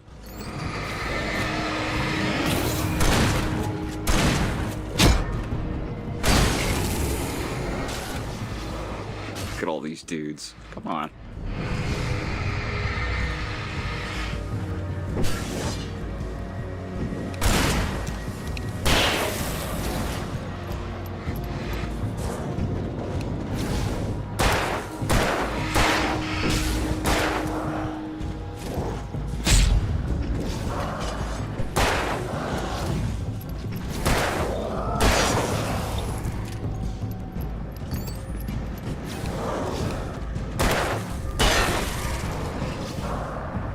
Well, kinda.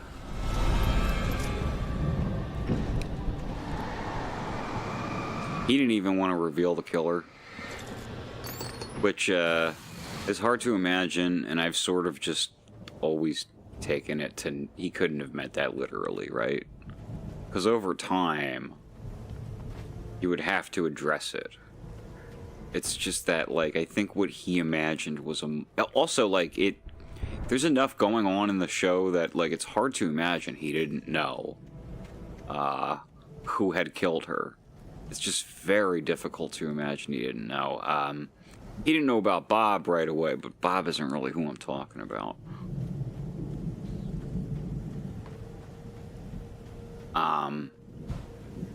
I think his idea was to just, like, have it be dragged on a bit longer, and while pursuing, like, as many different leads as possible, like it just being this one mystery that opens up so many other mysteries, you know? Wow! Those geezers had quite a production going on. Ooh, you know what, Al? If we make it through this alive, I'm gonna start representing them.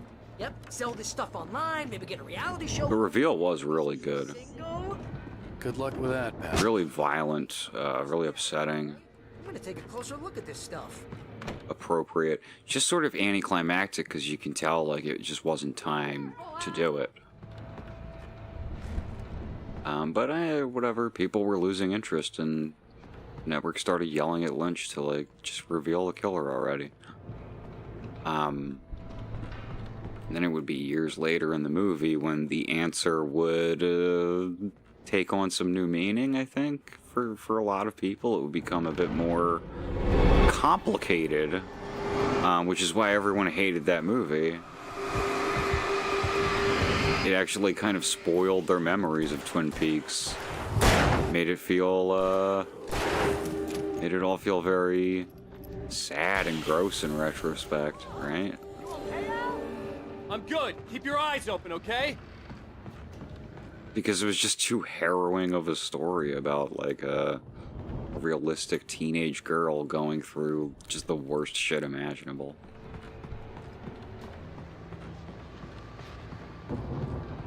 Great movie. Actually, like, Twin Peaks Fire Walk with Me, probably the best movie ever made about, like, the things that it's about. I remember the first time I saw Fire Walk with Me. It was very affecting, and I remember, like, feeling like I needed a shower after watching it. It just felt so seedy and gross, and then the second time watching it, realizing it was all just tone. Nothing happens in it that you see that is so awful. It's just tone and implication and understanding, and it's unbearable. Keeps you in business. Pretty busy, yeah. Actually, Pat, we've been real busy with other stuff. Yeah, exactly, Plucky. Investigation.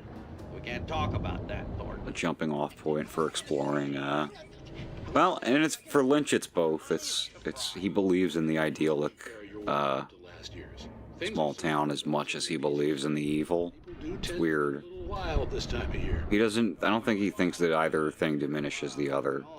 I guess maybe the thing that a lot of people don't fully get about his work is they are expecting irony. Yeah, it's pretty much the usual stuff, Pat. Just, you know, a lot more of it. Now, is it just me, or does Deerfest get wilder every year? People seem to be more... I mean, there's a... Bob murders a character in the show. And it's like the most disturbing murder I've ever seen on, like, a network TV show. You know? Oh, shoot, I lost my train of thought. Not just me. But it is sort of just a murder, and in But actually, most of the trouble... Fire Walk with Me, there's more implications. I ought to know better, you know? Kids are doing fine this year. Well, that's nice to hear at least. Boys, I want to thank you for stopping by. I'll let you get back to your patrol. Sure thing, Pat. Yeah, sure thing, Pat.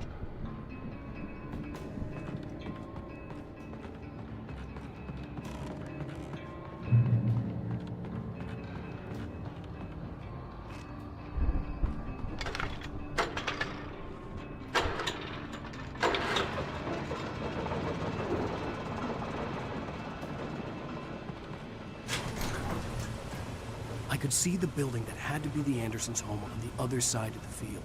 It wasn't far now.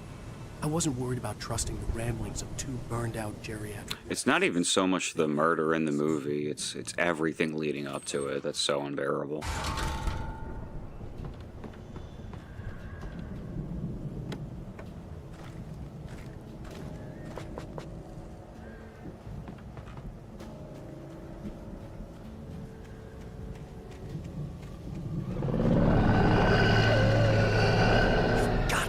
kidding me?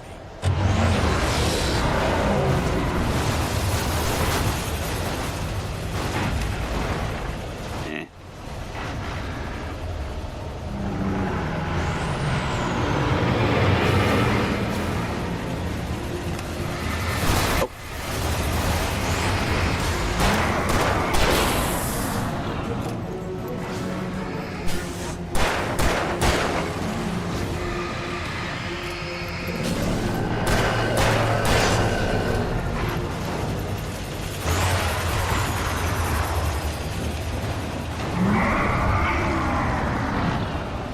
I have to give them credit for shit like this, because this is insane. This is so absurd. Ain't no shit like this in Alan Wake 2.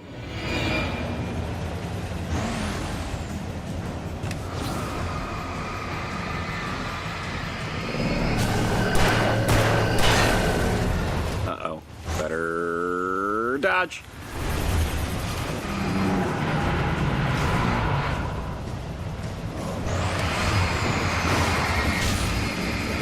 Very good. Oh, shit. Nice. Oh, you're fucked now, buddy.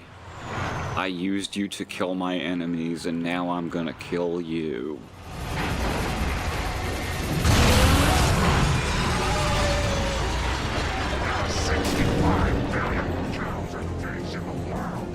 Thank you for that. It's an interesting... I didn't know that. 65 billion, huh? Cows and pigs? What's the breakdown? I'll look it up.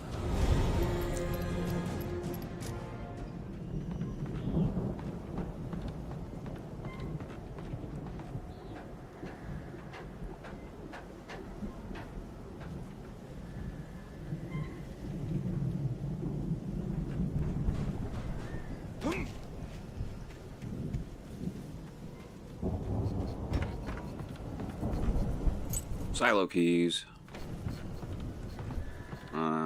Exploder. Which looks like it might blow up all that shit, so let's do it.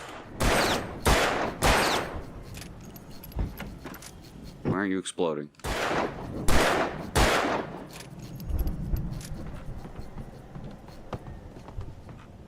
Maybe it doesn't explode. Weird though.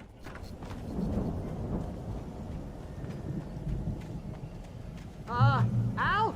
Is that you out there, buddy? Yeah, it's me. Hang on. Hey, let's go, man. I rewatched Christine a little while ago when I was doing a big John Carpenter rewatch. We have to work together to open this gate, Al. Looks pretty heavy. Christine is super underrated. That's a great movie. Side of the field. We're almost there.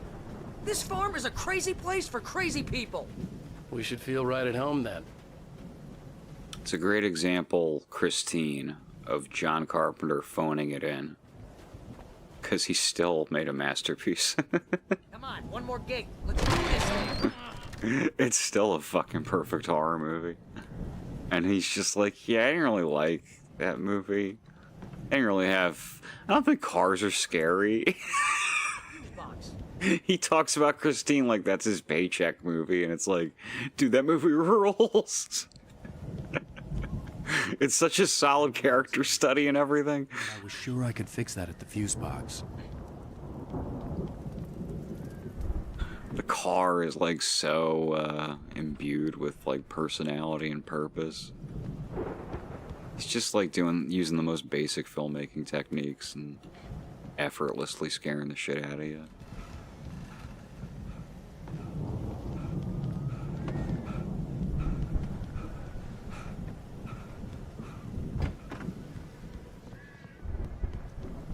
You know, this place looks kind of lived in.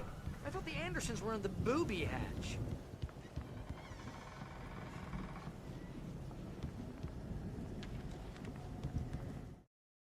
Again, Alice's screams rang in the stillness of the night.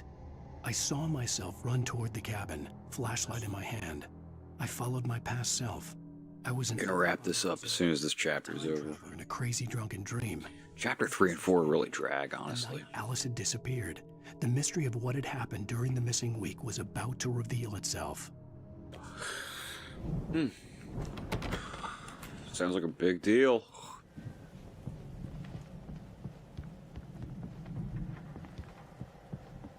Come on, Al, let's get the lights on, huh?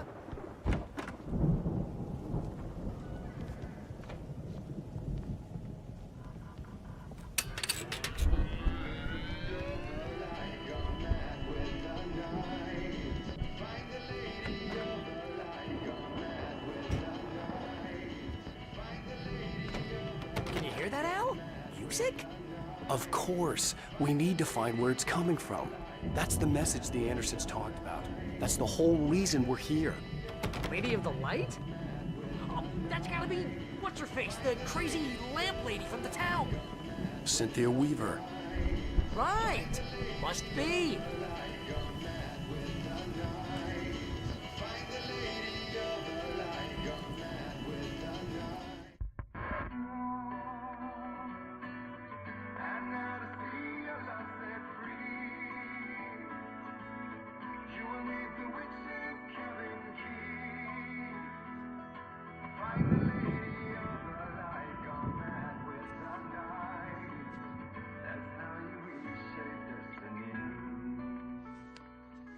Okay. We need to find Cynthia Weaver. We'll stay here for the night and head back to town as soon as it gets light.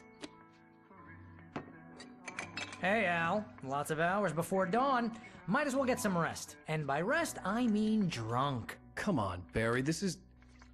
Yeah, what the hell? Yeah, what the hell? I'm sorry about that. No, seriously, because I know we don't get along, but we're gonna find her, right? And even though you're a crazy bastard, I'm gonna stick by you, no matter what, ever, Al. Sure, you're like a brother. I'm a writer, goddammit. Correct. A writer. I could write 10 books a year, and they'd be the best books that year. No, you couldn't. That's right, I couldn't. But I could, because I'm a writer. What? What do they put in this stuff? I feel like my brain is coming out of my nose. I'm gonna get the recipe off those coots and be a booze millionaire. I just miss her, Barry. I just want her here with me. I know, Al. I know. He's talking like... We're gonna make it okay. He's talking like she kicked him out of the house for cheating and not drowned in a fucking lake by a ghost.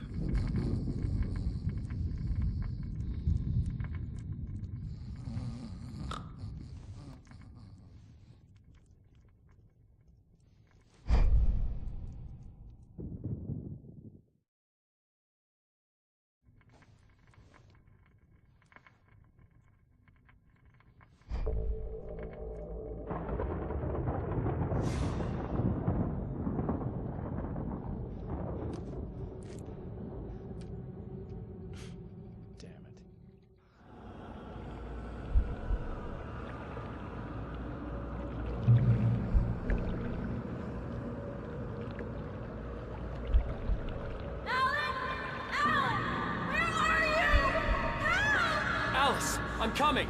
It's all right. I'm coming. It was a crazy drunken dream, and yet it was more than that.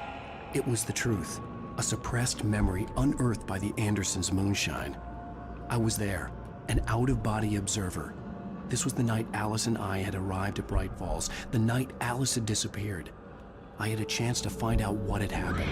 I remembered being surprised to see the cabin dark. Alice would have never turned the lights off. I remembered thinking I caught a glimpse of her form underwater, sinking into the darkness. Diving after her was the last vague memory I had of that night.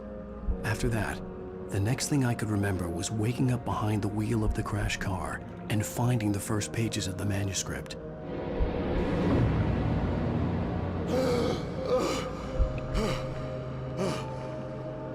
I couldn't find her in all that blackness. I must have thought she drowned.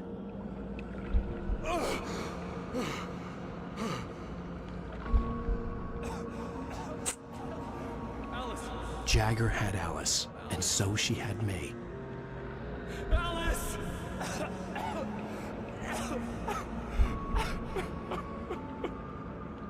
I'd been easy prey. Look at the cabin. Is there someone in the window? Alice? Maybe she didn't drown after all. Maybe she's inside. Alice! Yes.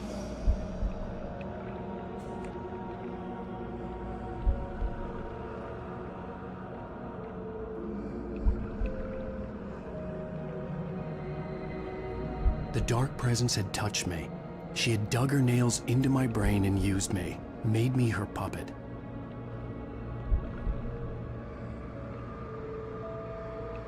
She must be here somewhere. Maybe upstairs in the study. Alice! Yes, that's where she is. You can apologize. Alice! You'll laugh at the whole thing together and put it behind you. Alice? She's not here. You were foolish to think so. No, she's dead. She drowned. No, no, no! It's your fault your wife is dead. You are guilty. All she wanted was to help you right. You killed her. Oh, hush. There's still hope. Cauldron Lake is a special place. Here, you have the power to change things. She wanted you to write. I will tell you what to do.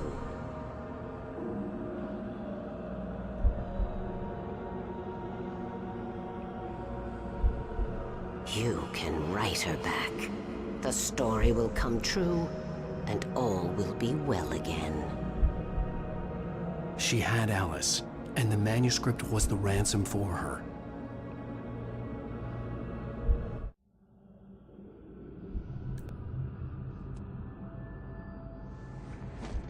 Yes. All right. I'll fix it. I'll bring her back.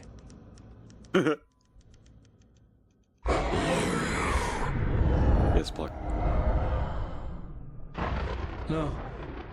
Yes, that'll do. I remembered it all now.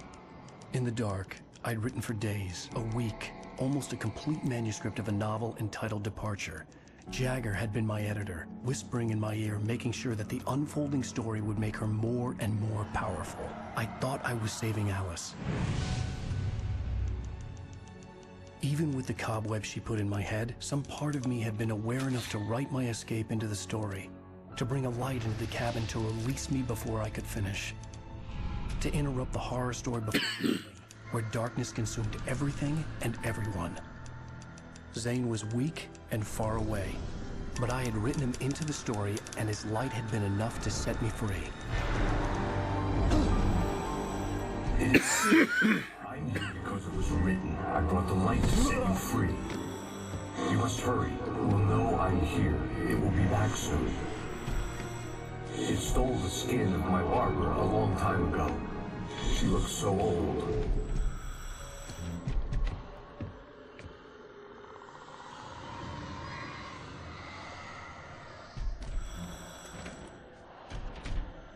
I had woken up, confused and groggy, my mind consumed by darkness and fear. All I could do was to escape.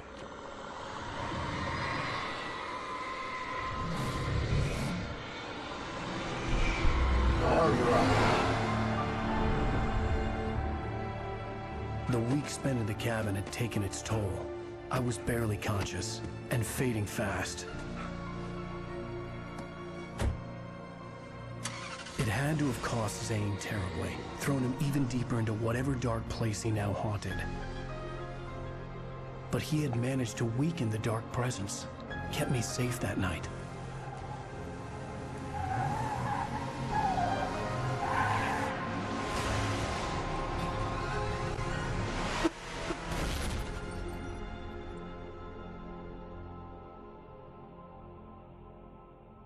I wrote it. It's my fault. That's right, James Joyce. It's your fault. James Joyce! Oh, cliffhanger. Alright.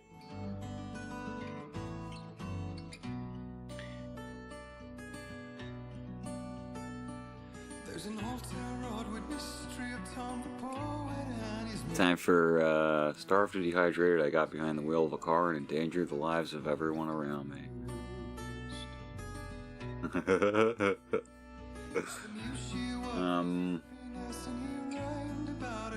Okay, so it's time for me to quit. That was a pretty good run.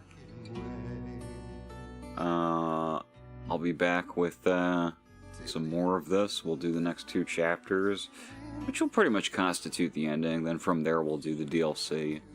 There's 2 chapters of that. From there we'll do Alan Wake's American Nightmare, which should not take long to beat. It's a short game. And then we'll do Alan Wake 2 proper.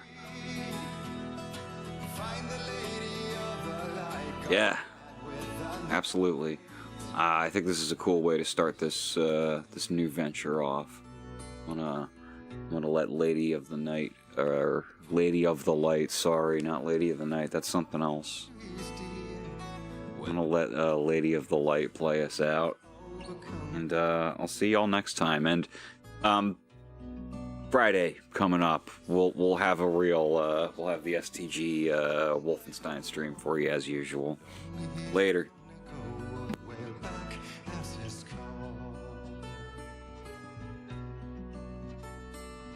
And when he swore to bring back his love by stories he'd create, nightmares shifted in their sleep in the darkness of the lake. And now to see your love set free, you will need the witch's cabin key. Find the lady of the light still raving in the night. That's how you reshape destiny. In the dead of night she came to him with darkness in her eyes. We're in a morning gown, sweet words as her disguise.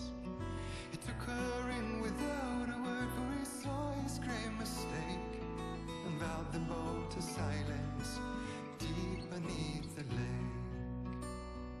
Now if it's real or just a dream, one mystery remains, for it is said on moonless nights they may still haunt this place.